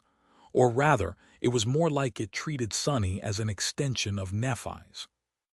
They were connected by shadow bond, which meant that their souls were bound together. Sonny didn't have to like it, but it would be foolish not to use it. Nephi's looked at him for a moment, then nodded. Okay. She looked at him some more and added, "You can let go of me now." Sonny smiled crookedly. "Oh, but I really can't." Just then a black steed jumped over the dune and rushed down its slope.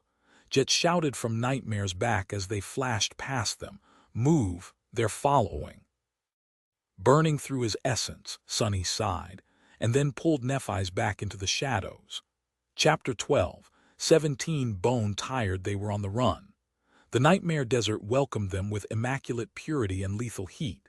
The white dunes stretching toward the distant horizon, the merciless sun burned in the azure sky like an incinerating well of molten silver, and a harrowing enemy was following them across the sands like an inescapable omen of torturous death. I'm tired. Sonny was bone-tired. He had long exhausted his reserves of essence, leaving just enough of it untouched to not be helpless in a fight. Not that fighting the Gate Guardian was a real option. Nephi's might have destroyed one of its vessels, but it had almost killed her. The rest of them did not possess aspects that countered the creature's powers, either. Fighting the puppets of the great abomination meant giving up on life, or, much worse, their very humanity. Blindly advancing deeper into the desert was not much better. There was a terrible foe pursuing the battered group of survivors, but there were also countless dangers ahead of them. The dunes hid all kinds of nightmare creatures, and several people had already been killed in the short but brutal and unavoidable skirmishes with the wandering abominations. None of those abominations had been weaker than corrupted.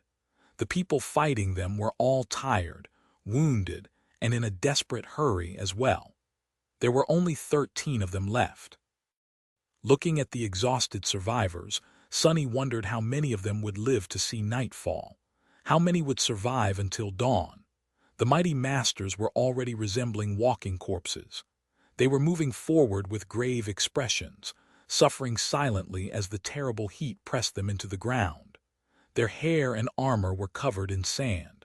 Those with echo mounts were in the vanguard, those without shakily followed behind.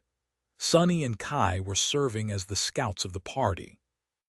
Morgan, Nephi's, Jet, Effie, and Sation were the main strike force. The rest were just trying to stay alive. Worst of all, everyone knew that it was pointless. Even more disheartening than the sea of abominations ahead of them and the great horror pursuing them was the fact that the party was aimless. They had no clear goal, just a stubborn hope to survive.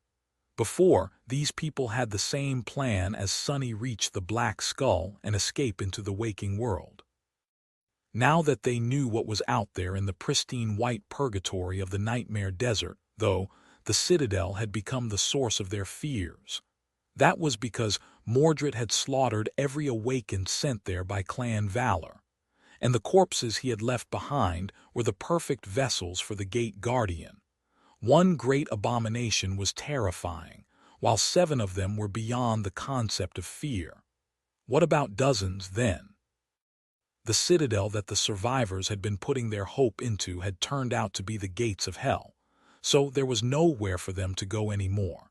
Then why continue forward at all? For now they walked out of fear and out of a growing sense of panicked urgency. They continued forward because there was a creature of pure dread following them from behind. Escape the pursuit, find a place to wait out the night. They would come up with a solution later.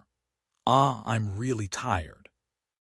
Sonny was walking with Nephi's as his shadows scouted the path ahead. One of them was gliding across the dunes side by side with the swift shadow of Kai, who flew high above. There was no real need for both Sonny and Kai to keep an eye on the same stretch of the desert, but this way, Sonny was able to reach him with the blessing of dusk. Up ahead, behind the crooked dune. Yeah, I sense it. A tall figure in an intricate suit of onyx armor emerged from the shadow. A few moments later, 2 arrows pierced the flesh of a nightmare creature that was slumbering in the shade of the tall dune. The creature exploded forward in a fury of sharp fangs and claws, its roar spreading far and wide across the desert. By the time it reached Saint, it was shaking under the weight of numerous arrows. One more fell from the sky like lightning. The abomination swayed and toppled, falling heavily into the sand. One more for me.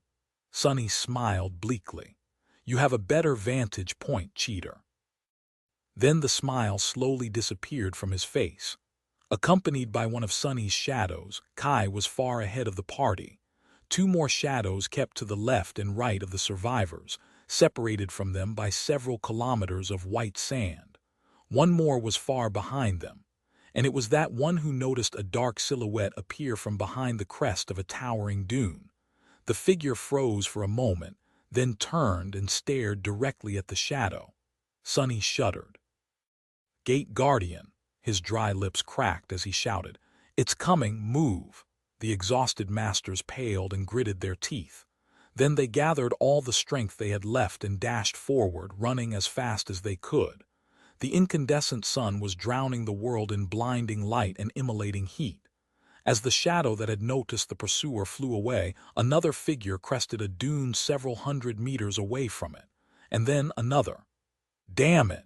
Sonny ran, carefully considering his options. He felt aggrieved. He felt indignant. He was appalled at the fact that he had been reduced to the state of only being able to run away and hide like a frightened rat. But that was and had always been reality. Humans were small and weak in the world of the nightmare spell. Even humans like Sonny, conquerors of nightmares and slayers of titans, were no more than mice. I'm tired. I'm tired of being powerless. I'm tired of being weak. I want to be stronger, much stronger, so much more. Overcome by a deep, painful longing, Sonny gritted his teeth and ran. Chapter 12:18 Hunted. There were 13 humans desperately trying to escape the pursuit of the great abomination, or rather, there had been. Without anyone noticing the reason, one of the masters stumbled and fell. No one had attacked her, and the pursuing corpses were still out of sight. The woman grabbed her neck and screamed.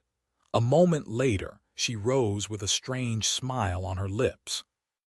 Where a radiant soul core had been, there was now nothing but spreading darkness. Curse it all! Sonny commanded the soul shadow that had remained with him to wrap itself around his body and ran. Someone's hoarse shout reached his ears. Split up. No, you fools. The logic of that desperate call was simple and not without reason. There were 7 vessels of the Gate Guardian 8 now and 12 surviving humans. If they escaped in different directions, some of them would have a chance to survive. But it was pointless to apply logic to great abominations. These beings existed outside any kind of human rationale, outside reason.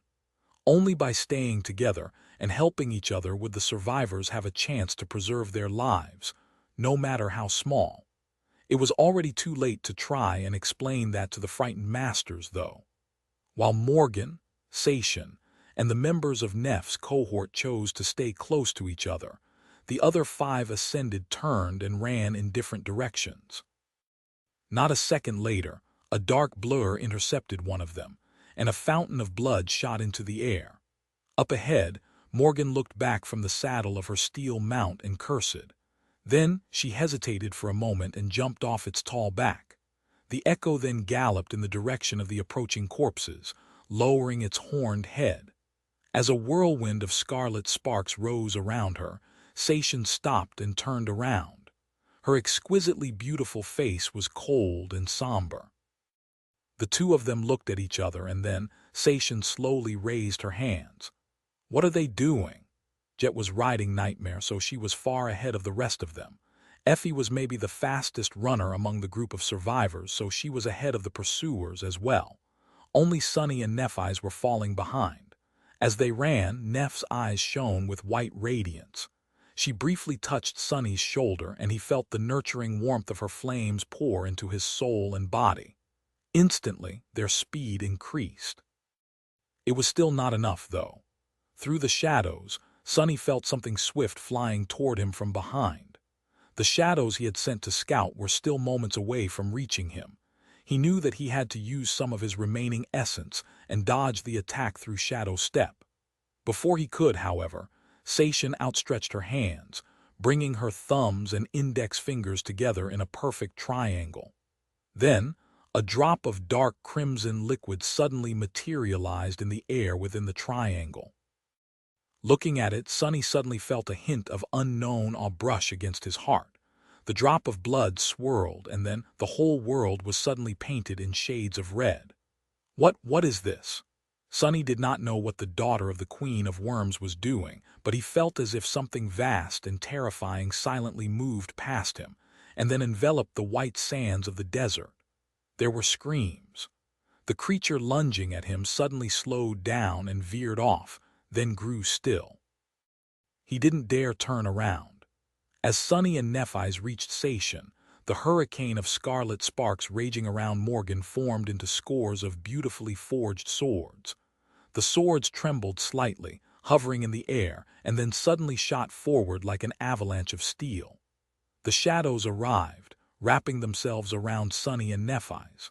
Saint was also there, standing on a white dune as she drew her bow. Behind them, a cacophony of noise exploded, and the sand shifted. Several dunes collapsed, with a white cloud rising into the air. They ran. Hurry up! Damn it all, that thing is still behind us. Stop! Look there! Sonny cursed as he threw himself to the ground, hitting the sand to slow down. The sun was setting, and they were still running as fast as they could. His exhaustion had long transformed into something much more dire and primal. Sonny had not even known that an ascended body could be that drained of everything. Neither the augmentation of the burning shadows nor the tenacious nature of Blood Weave were enough to overcome that terrible fatigue anymore. Even though he had to stop for a dreadful reason, he still welcomed the short moment of falling onto the sand. A split second later, though, Sonny had to push his battered body into a roll and jump back to his feet. Curses! Miraculously, they had managed to escape all but one of the taken corpses. The last one still pursued them, never letting the group now reduced to only 7 people stop and rest for even a minute. At some point, the heat and the scorching sand had transformed into a lethal threat of their own, and yet they persisted until now. That was because a second corpse suddenly appeared out of nowhere, barring their path. The figure standing in front of them was not one of the original 7 abominations, though, instead, it was a familiar face. Sonny let out a tired sigh. So he's here as well. Master Su was staring at them with an eerie smile. Nephi's, Effie, Jet, Morgan, Sation, Kai, and Sonny, the 7 of them had nowhere else to run. One vessel of the Gate Guardian was behind them and the other was in front of them. The night was approaching. What do we do? Kai's voice sounded tense and tired. He could still escape, of course, maybe. The great being approaching them had to have ways of dealing with flying prey. Sonny closed his eyes for a moment, then outstretched his hand and summoned the Sin of Solace. What else was there to do? He commanded all but one of his shadows to wrap themselves around the white jade of the cursed blade, turning it perfectly black. Kill the bastards. They had to kill them or die. Kill them and die if need be. Either way worked. It was better than turning into the skin costumes of the Gate Guardian themselves anyway. But Sonny wanted to live. Chapter 12:19 Silver Sun. Think, think, think. They had a very small chance of coming out of this fight alive. However, there was always hope, no matter how impossible the odds. What was hope? Hope was a desire, perhaps the paramount desire. A yearning so powerful and resilient that it could hardly be vanquished or destroyed. The darkest and most inescapable despair could not conquer hope. Even demons in hell hoped to reach heaven one day. They longed to see their deepest desires come true, and that longing alone could make them continue suffering and struggling instead of searching for solace in the peaceful embrace of death. Life was war, after all. Hope, desire, it was a powerful thing. Longing. Sonny glanced at Nephi's, considering. She was the only one among them capable of dealing permanent damage to the vessels of the Gate Guardian. Her soul flame seemed to be like poison to the abominable creature. The wounds Sonny and the others had dealt to the corpse of Master Su would instantly heal, but the puppet that had attacked Neph was burned to death by it. A hurricane of thoughts flashed through his mind in a split second. She's our best chance. If they could survive today, it would be through the power of longing that the Light-Bringer aspect seemed to contain. The soul flame, pure, cruel, and incorruptible. There was no time to think. Starting to move, Sonny connected the minds of the 7 masters together through the blessing of dusk. We need to destroy the creature in front of us before the one behind catches up. There is no other way. We might not even be able to fight one, so fighting 2 at the same time is a death sentence. The 6 of us will restrain it. Nephi's will kill it. Go. They had maybe a handful of seconds before the pursuer showed up. The 7 of them had to slay a great abomination before that happened. Usually, it would have been impossible to even deal minor damage to a creature 2 whole ranks above their own level. Sonny had failed to pierce the skin of the first fallen abominations he met as a sleeper. After all, nevertheless, that abomination died in the end. The gap between ranks was vast, but it was not absolute. There was nothing indestructible in the world, and even the gods were dead. Everyone and everything was vulnerable to something. None of them were ordinary masters, and each had accumulated many more tools and killing implements than any sleeper could ever possess. Better yet, there was someone among them whose aspect countered the powers of the Gate Guardian. Sonny knew that he had to use the best weapon at his disposal to destroy the enemy. Right now, his best weapon was not the sin of solace. It was Nephi's. Gritting his teeth, Sonny dashed forward. At the same time, all his shadows left him and embraced her, turning the hue of her white flame colder and more menacing. She had trusted him to kill Dire Fang. Now, Sonny was going to trust Nephi's to kill the vessel of the gate guardian barring their path. As soon as the shadows slid from the blade of the sin of solace, the vague figure standing near him suddenly grew more blurry and clicked its tongue in disappointment. Ah, and things were just getting fun. Sonny ignored it. There was no need to discuss anything. Everyone knew what they had to do. All 7 of them lunged at Master Su. It was hard to attack a single target without getting in each other's way. And yet they managed. A black arrow pierced one of his eyes, followed by a white one that destroyed the other. The corpse's head jerked back. At the same time, an iron rain of shurikens shredded its chest and right shoulder, almost severing the entire arm. Jet knew that her power was not enough to damage the creature's soul, abandoning her most feared ability. She aimed to reduce the creature's mobility instead. Effie's transcendent spear shot toward one of Master Su's knees, while Morgan's sword flew at another with lightning-fast speed. Saishan's claws sank into his left shoulder and elbow, tearing both joints apart. The sin of solace hissed through the air as it fell on the creature's head. Their task was to slow the gate guardian down and allow Nephi's to deliver the fatal strike. But as the 2 arrows exploded from the back of Master Su's head in a fountain of blood and brain matter, his eyes had already restored themselves, burning with malice and glee. The shurikens fell into the sand as the flesh mangled by them rippled and was immaculately restored. The corpse took half a step, and both Effie's spear and Morgan's sword somehow missed. Saishan's eyes widened. Sonny cursed under his breath. "Damna!" The corpse exploded forward. Effie's shield shattered as she was thrown back. Saishan fell down, sharp shards of bone protruding from her broken arms. Morgan blocked with her sword, but the sword burst into countless steel shards. She was sent flying in a whirlwind of scarlet sparks and blood. Sonny barely avoided having his neck sliced open by falling into the shadows. The creature refused to be slowed down, and Nephi's was now alone, face to face with it. Tian. Her radiant sword shot forward with unimaginable speed, its vicious blow enhanced by the full force of the soul flame and the 5 shadows. However, Master Su simply raised his hand, catching the incandescent blade in a fist and easily shattering it. The fingers of his other hand wrapped around Neff's neck. For a moment, everything seemed to stand still. Sonny was emerging from the shadows, but he was slow too slow to change anything. Then Neff's neck snapped like a twig. Her body grew limp. His mind was empty. For a split second, everyone froze, petrified. In that moment of shock, Neff's hand rose and grabbed the creature's wrist. The sparks dancing in her eyes suddenly ignited, turning into 2 blinding stars. White radiance shining through the gaps of her broken armor became larger, hotter, and infinitely brighter. She was like a mass of blinding silver light, not too different from the merciless white sun that burned in the scorched sky. A moment later, her radiance exploded into a flurry of flames, which swallowed both her slender silhouette and the abominable corpse of Master Su.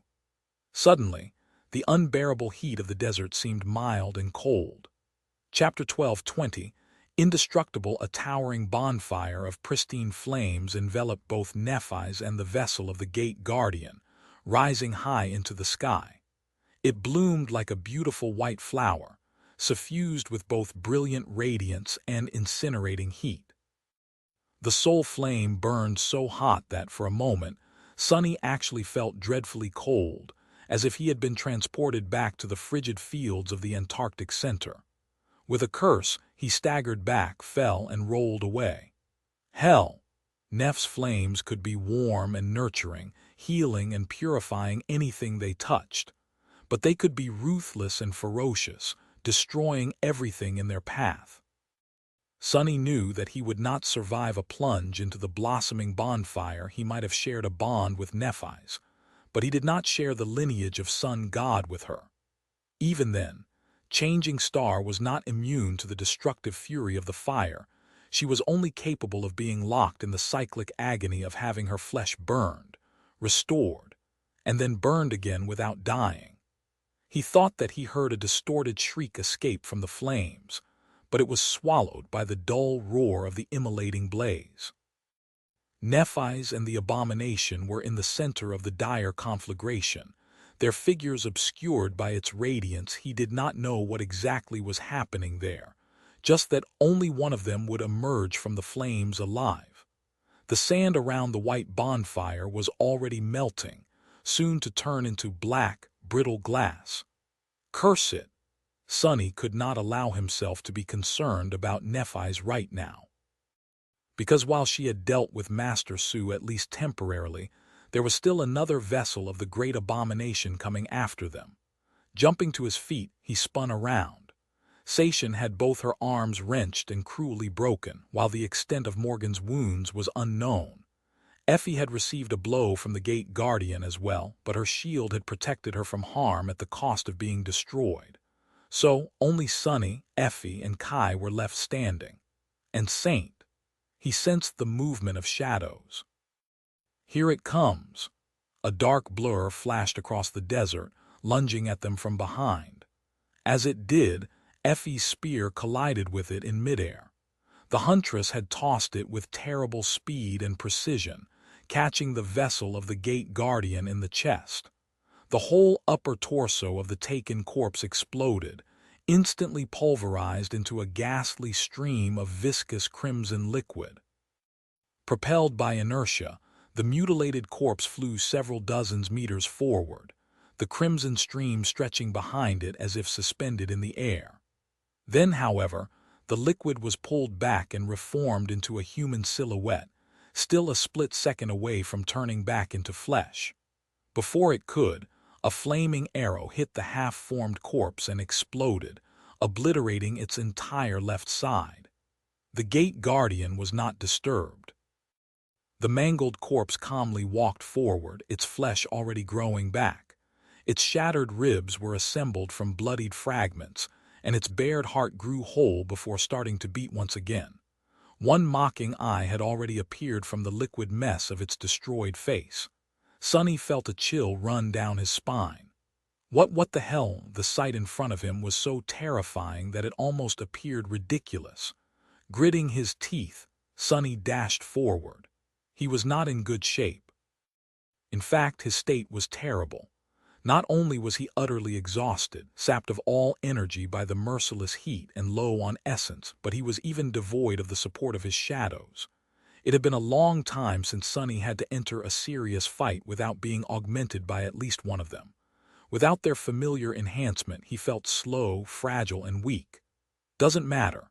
It's do or die, the Sin of Solace laughed, amused by his defiant resolve to give it his all. No, it's just die. Sonny and Saint arrived near the vessel of the gate guardian at the same time. Acting as one, they attacked the creature from different sides. A sword made of darkness and a sword made of immaculate white jade struck in unison, aiming to prevent the corpse from taking another step. Somewhere behind them, Morgan rose from the sand with a groan.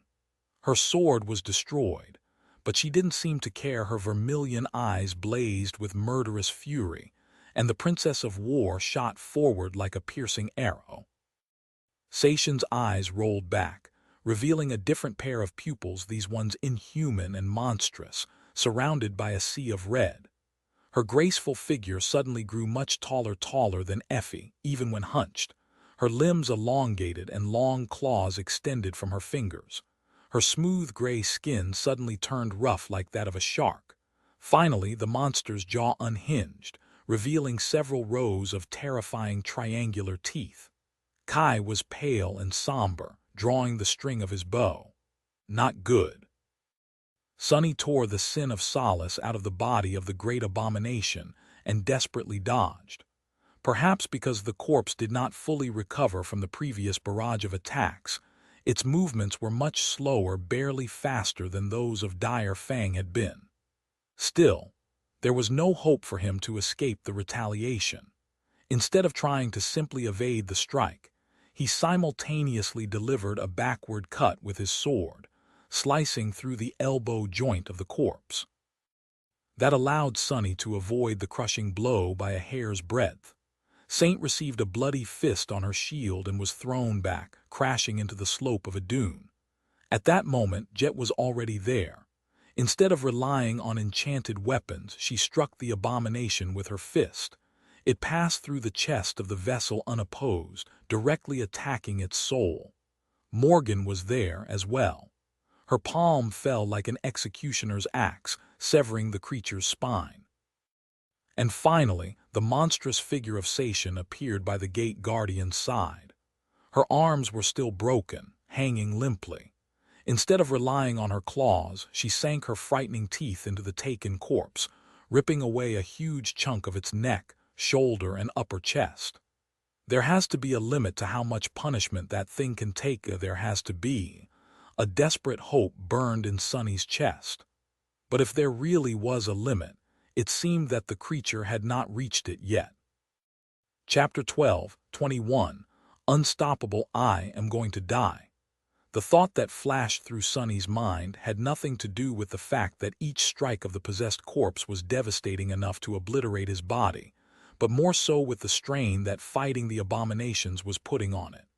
Yes, it was true Sunny was facing a great nightmare creature, but he felt as if exhaustion was going to kill him even if the creature did not. Time moved slowly in a battle like the one they were fighting. He wasn't sure how many seconds had passed since the second vessel of the gate guardian had shown up. 12, 2 dozen. Maybe it was just 5 or 6 instead. The 6 masters and 1 shadow were somehow holding up against the harrowing abomination, for now. Perhaps it had to do with the fact that the constant barrage of attacks did restrain the corpse a little. If there was one vulnerability they could exploit, after all, it was that the vessels of the Guardian were not as resilient as the body of a true great creature would have been. Perhaps it was because each of them was at the pinnacle of what a human ascended could be, and knew that there would be no retreat. They fought without holding anything back, knowing that death was looming, almost inevitable.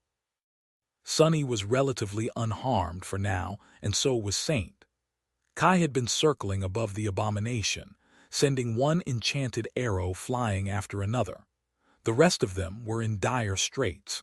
Jet was, perhaps, mangled the most, but her unique constitution allowed her to persist in her attempts to shatter the creature's soul despite that. By now, Soul Reaper looked no less of a corpse than their opponent, and maybe even more so.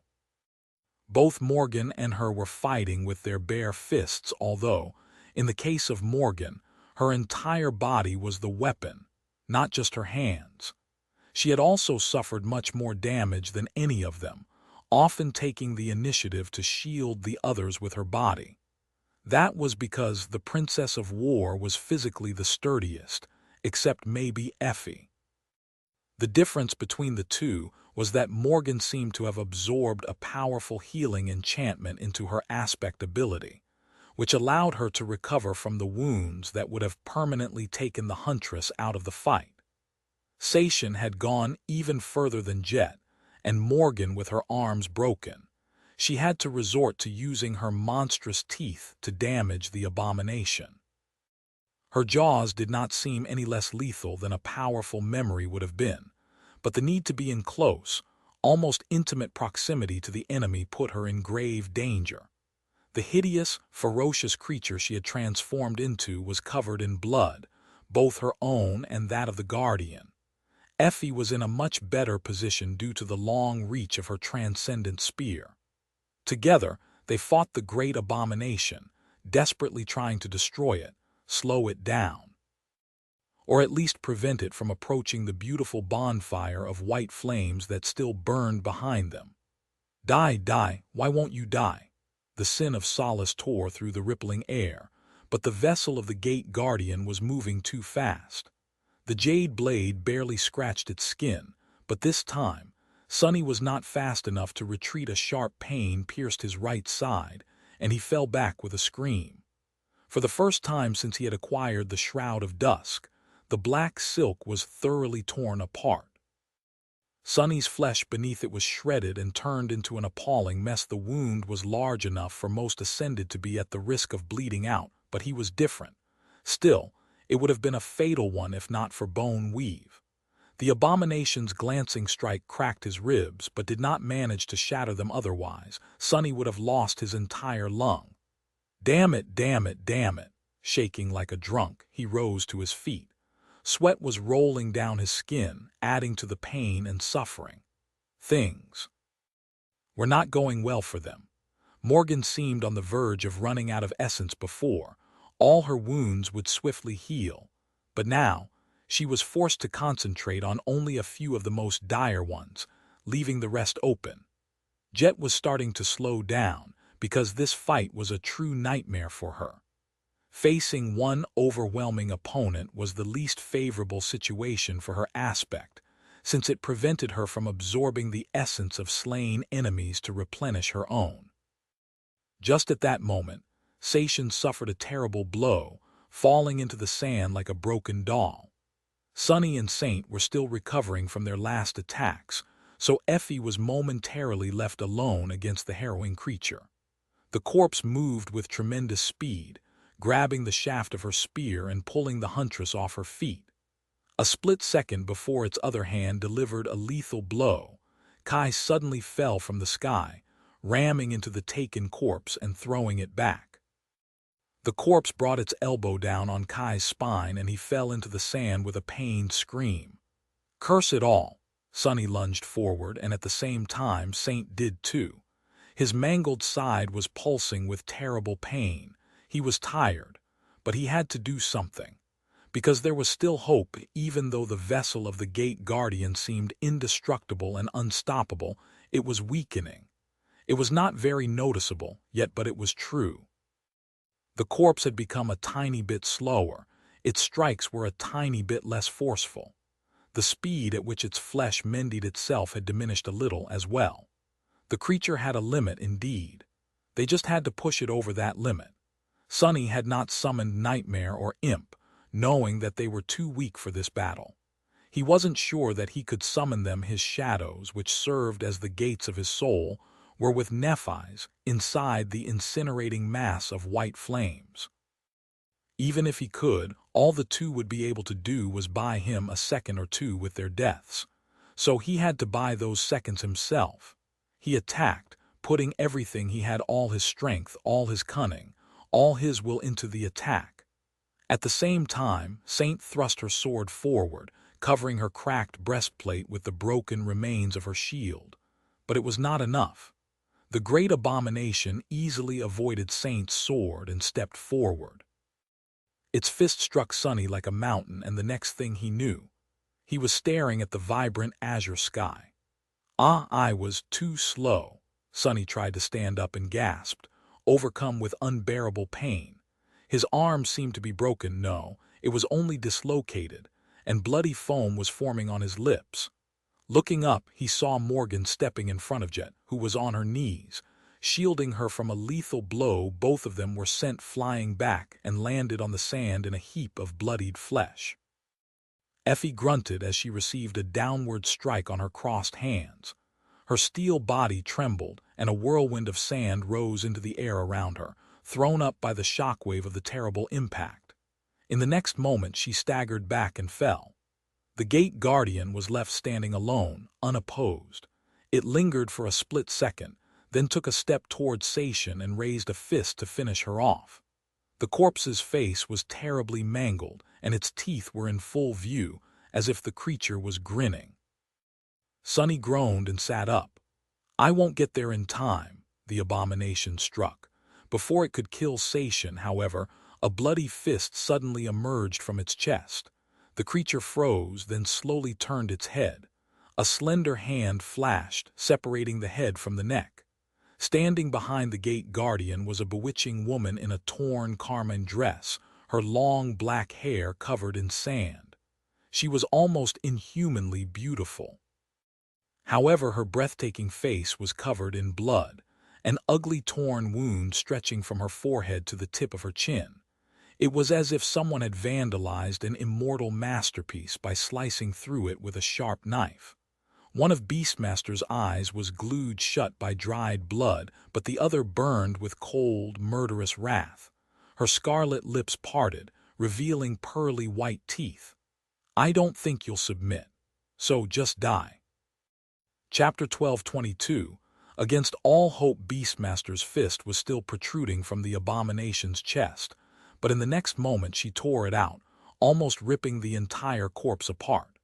She seemed angry, really angry.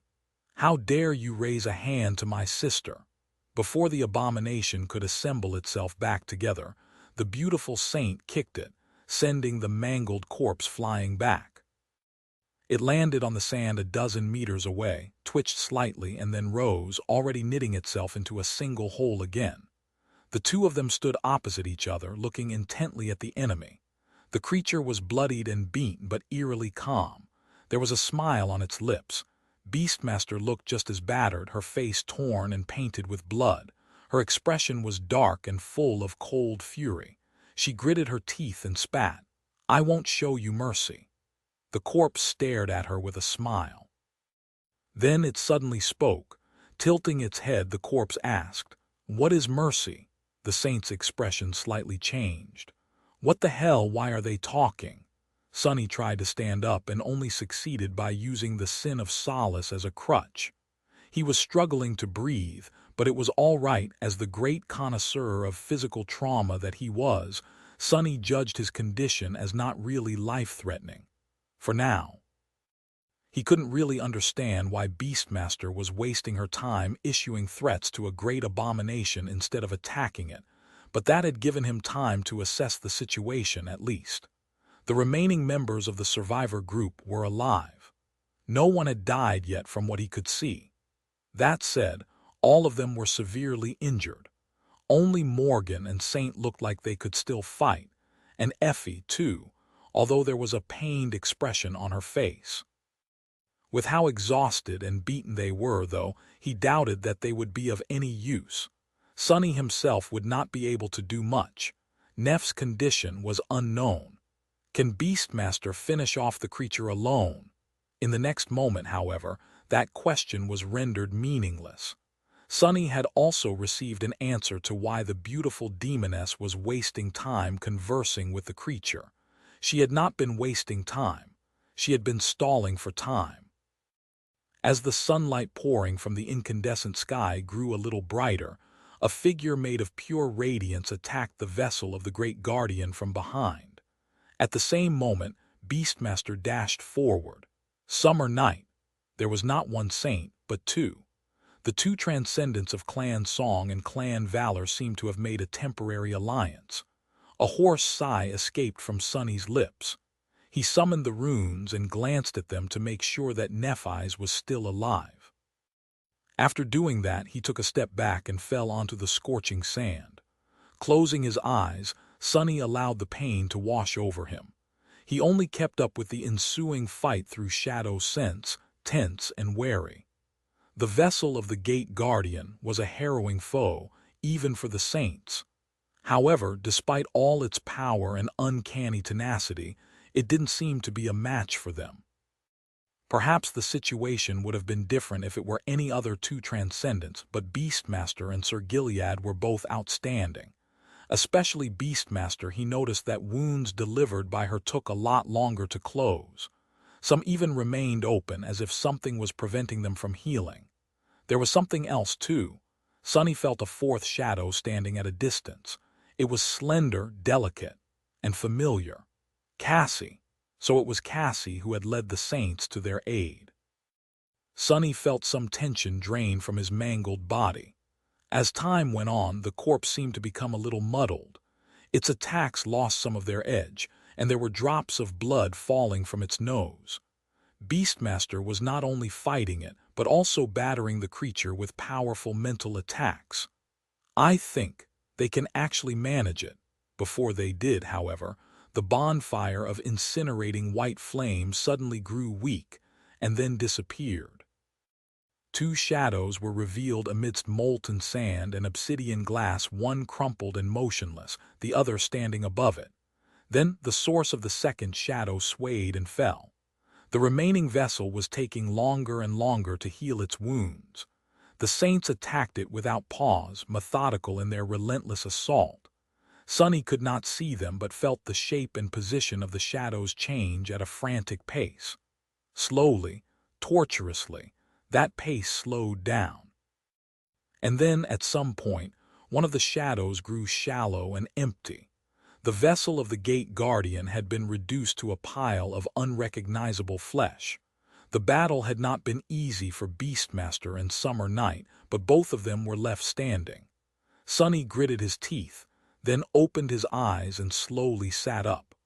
As soon as the creature died, Beastmaster turned around and walked over to Seishin. Kneeling in front of the hideous monster, the beautiful demoness gently placed her hand on her shoulder and smiled. "I'm here, Seishin. I was on time." In front of her, the monstrous creature slowly grew smaller, turning back into an exquisitely beautiful young woman with silken gray skin. Her body was beaten and broken, but she was alive and even conscious, albeit barely. Beastmaster whispered a few more words to her sister, then rose to her feet. Her gaze slowly shifted to Morgan, who was kneeling on the sand a few dozen meters away. The smile disappeared from her lips. The look in the beautiful saint's one open eye did not promise anything good. Sunny shivered, suddenly remembering how all of them had ended up in this cursed desert to begin with. 3 Category 4 gates might have opened in Antarctica, but the great clans were still at war. Sunny was not going to get between Beastmaster and Morgan, not that he could have done anything if he did. But Nephis was also here, laying unconscious within a ring of black glass. And she was a daughter of the King of Swords, too, even if only technically. Damn it all! There was no need to do anything, though, because as Beastmaster was looking coldly at Morgan, a tall figure in battered armor suddenly appeared in front of the Princess of War, blocking her from the beautiful saint's suffocating gaze. Summer Night stared at Beastmaster and shook his head silently. "Don't even think about it." A dangerous smile appeared on her lips. The beautiful demoness raised an exquisite eyebrow and spoke with a hint of challenge. "What if I do?" Sir Gilead's face remained calm. "I'll kill you." Beastmaster kept her gaze on him for a few seconds, then turned away and laughed. "Maybe next time, then." Glancing at the setting sun, she raised her voice and called out, "Come on. Everyone who is still alive, stand up. We need to find shelter before night comes." Chapter 12:23. Diverging goals. The sun was drowning in the white sands of the desert, and the murderous heat that had been tormenting them before was slowly dissipating, soon to be replaced by a terrible cold, and the chilling terror of the coming night. The battered group of humans was making its way to a towering ruin. The 2 saints were holding up well, but the ascended were in a dire state. All of them bore vicious wounds, and each step was torture. The only healer among them was unconscious, and the memories with restorative enchantments that some of them possessed were not powerful enough to deal with the multitude of severe injuries, at least not immediately. Jet looked slightly better than she had during the battle. With the vessels of the Guardian, she managed to kill a nightmare creature that ambushed them as they traversed the desert, and absorbed some soul essence. Still, just glancing at her mangled body was a bit chilling. Seishin's arms were wrapped in fabric, and even though her wounds had been treated, she could only walk by leaning on Beastmaster. Kai was hovering above the sand with a pale face. The great abomination's blow had damaged his spine, and although he wasn't paralyzed, the archer was in a sea of pain. Effie was visibly limping, while Morgan seemed utterly spent and weak. As for Sunny, people sometimes said that he looked like a doll, but if that was true, currently he looked like a rag doll that had been neglected for decades and then thoroughly chewed by an animal or two. Ah, it hurts. He was hurting, but the pain was tolerable. At least the 5 shadows were once again augmenting him with their help. He could manage the strenuous journey without too much trouble. Saint was carrying Nephi's, who was still unconscious, in her arms.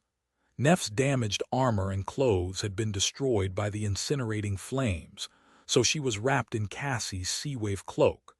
The blind girl herself was walking behind the taciturn knight, side by side with Sunny. She was the only one in the group who looked exhausted and drained by the heat, but not battered.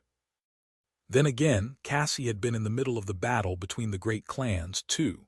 Many awakened, enthralled abominations and masters of clan song had attempted to kill her, only to die by her hand. Her armor was riddled with dents and covered in dried blood, so there was nothing fresh or glamorous about how she looked. Sunny glanced at her, then said quietly, "By the way, you were just in time. Thank you." Cassie remained silent for a while, then shook her head. "There is no need to thank me. It was just a fortunate coincidence." He smiled. "Yeah, no, zero chance of that." Sunny studied her delicate face, then asked, "You knew, didn't you?" Cassie raised an eyebrow. "Knew what?" His expression darkened. "About the gates. That was why you told me to write a message to Rain. You knew that we were going to get stuck in this damned desert for a long, long time. You knew that Antarctica was going to be destroyed, too." The blind girl turned her head, and he saw her beautiful blue eyes. Her expression was calm. "I know nothing," Sunny scoffed. "Right, sure, so you don't know what is going to happen next either." Cassie turned away and shrugged. "Oh no, that I do know." She lingered for a few moments, then nodded in the direction of Beastmaster and Sir Gilead. "They are going to abandon us." Sunny stared at her for a bit, then chuckled and looked away. "You don't say." One didn't need to be an oracle to know that the 2 saints that Cassie had brought were going to leave the members of the cohort behind. They had already helped Sunny and the rest by allowing them to survive, but both Beastmaster and Summer Night had their own priorities. For Beastmaster, it was Sation. For Sir Gilead, it was Morgan, and perhaps Nephi's. That was the reason they had not left the desert immediately after escaping the battlefield. Both saints could return to the waking world at any moment. They just needed a safe place and some time to activate their tethers. Once they did that, however, they were not going to be able to return to this particular corner of the Nightmare Desert without approaching the 3 gargantuan gates first. The problem was that they could not bring too many people with them. Sunny knew that Beastmaster's limit was 2. She had delivered both Sation and Ascended Bass to East Antarctica, after all. But most saints could only transport people between worlds one at a time. In any case, most of them were going to be left behind. What to do, what to do? Sunny desperately needed to think of a solution, but he was too tired to form complicated thoughts. After remaining silent for a while, he asked, "What about St. Tyrus? Do you know where she is?" Cassie slowly shook her head. "We saw no sign of her after entering the dream realm. Same for Silent Stalker. The desert is vast. Chances are they were sent someplace far away from us. Sky Tide would have been able to escape from the Gate Guardian, but she was already spent at the end of the battle. She might have had to flee into the waking world." Sunny felt slightly disappointed that there was little hope of receiving help from St. Tyrus, but at the same time, he was happy to know that she might have already retreated from the Nightmare Desert. That, at least, meant that she was still alive. Her entire clan was there in Antarctica, too, considering that great abominations were now wandering the southern quadrant. Sky Tide was the only one who could ensure their safety. She bore a heavy responsibility, considering that it was her actions that had exiled the White Feather clan to the frigid continent. And she had done those things to save Sunny and Cassie. He sighed. "I hope St. Tyrus and Master Roan make it out of Antarctica alive. And Kim. And millions of civilians that had not been evacuated yet, as well as the soldiers of the evacuation army." Sunny and the rest, however, could not do anything to help them, not anymore. Now, Their goal was to escape the nightmare desert. He didn't know which task was more dangerous. Chapter 12:24. Second night, they managed to reach the ruin before the ancient dead rose from beneath the sand. The structure they used as shelter was palatial and vast, isolated from the desert by a wide field of black glass. It didn't seem like a building that people were supposed to live in, though. After observing many ruins across the desert, Sonny was starting to feel as though there was a reason why all of them were so strange, broken, and deformed. It was almost as if these structures had not been built here, but had instead fallen from the sky and shattered after hitting the white sands. Then again, the nightmare desert might not have been a desert in ancient times. Rolling dunes like these were usually left behind by dying seas. If the vast expanse of white sand had once been the bottom of an ocean, then maybe the structures had not fallen but instead drowned. Why would Ariel build his pyramid at the bottom of a sea? Sonny shook his head. No, the description of the Mirror of Truth did not mention any seas or oceans. There was a lot of talk about rivers in the description of other memories he had received during the chain of nightmares. But what river could have been so vast? The spacious hall the survivors had sought shelter in was illuminated by the light of a small fire. Beastmaster was roasting monster meat above it. She seemed relaxed and amiable, but everyone else was terribly tense. That was because the bewitching saint was perhaps no less dangerous than the apocalyptic battle going on outside. Now that they had escaped the gate guardian, at least for a few hours, everyone became painfully aware that being in her presence was an insidiously terrifying experience. Beastmaster could subtly take hold of anyone's mind, after all, to enthrall or drive them mad. Perhaps she already had. Sonny was uneasy, but Summer Night was more tense than the others. If there was one reason for the beautiful demoness to warp the minds of the survivors, it was to kill him and get rid of the Daughters of Valor. As if reading his thoughts, Beastmaster smiled. Gods, can you stop drilling a hole in my forehead, Gilead? I know I am pretty, but still, a knight like you should have some manners. Stop staring. Summer Night continued, looking in her direction unperturbed. We're pretty. Have you looked in the mirror recently? Beastmaster looked up at him, blinked a couple of times, then traced the bleeding wound running across her face with a delicate finger. Oh, that thing. Ah, it refuses to heal. Whispering Blade left me with that present before he died. Miserably. It's too bad that you couldn't protect your liege, isn't it, Gilead? Summer Night's expression darkened. Morgan, who was sitting beside him, looked at the beautiful saint coldly. Her vermilion eyes were burning with fury. You vile witch, Beastmaster laughed. Come on, don't be so serious. Look, the food is ready. Let's eat. She smiled brightly, and although her face was disfigured by the ugly torn wound, that smile made something stir in Sonny's heart. That woman is lethally dangerous and completely crazy. I really don't want to have anything to do with her. His mind was telling him one thing, but his emotions refused to listen.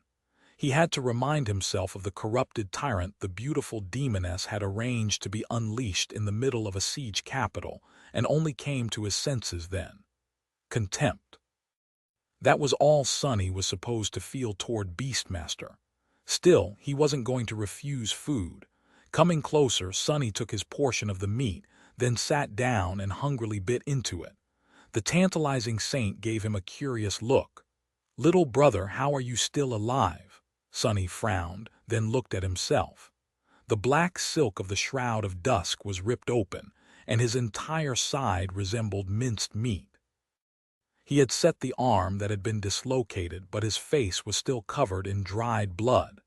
At least the internal damage he had received seemed to have healed to some extent. He could breathe, and there was no bloody foam on his lips anymore. Sonny shrugged. I don't bleed easily. Beastmaster's smile widened a little. How interesting. With that, she handed the others some food and moved over to feed Sation, who still couldn't move her hands. The sight of the two of them being so tender and sisterly with each other felt weird for some reason. Everyone was too exhausted to have an appetite, but they still forced themselves to eat. Right now, food was fuel and all of them were running low on it. As they consumed the fragrant meat, Nephi suddenly moved and opened her eyes.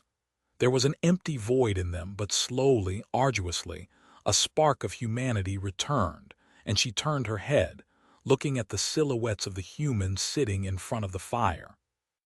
Sonny glanced in her direction, then turned his attention back to the food and sent a mental message. It's night. We're in a large ruin. The vessels of the Gate Guardian are gone. You killed one, Beastmaster and Summer Night killed the other. Cassie led them to us just in time. He thought for a moment and added, oh, also, you should probably summon an armor memory. Nephi stared at him for a bit, then moved slightly beneath the sea-wave cloak and closed her eyes. A few seconds later, a flurry of sparks surrounded her body, and she rose. Her slender figure was wrapped in a fitting black material, which Sonny recognized as the inner layer of the Starlight Legion armor with a bit of surprise. Nephi swayed a little, then slowly walked over to the fire and sat down. He handed her the endless spring, while Cassie offered her a portion of roasted meat. Neph drank deeply from the beautiful glass bottle, then took the meat and looked silently at Morgan and Sir Gilead. Summer Night offered her a tired smile. Lady Changing Star, you are awake, thank the gods. There was a strange strain in his voice. Morgan looked between the two, then shook her head. Well, now the two of you are making me feel bad. Nephi silently sank her teeth into the juicy meat, her expression neutral. Sonny's, however, was not. So that's how it is. He had learned everything he needed to know from that short exchange. Sir Gilead can only take one person back with him. Chapter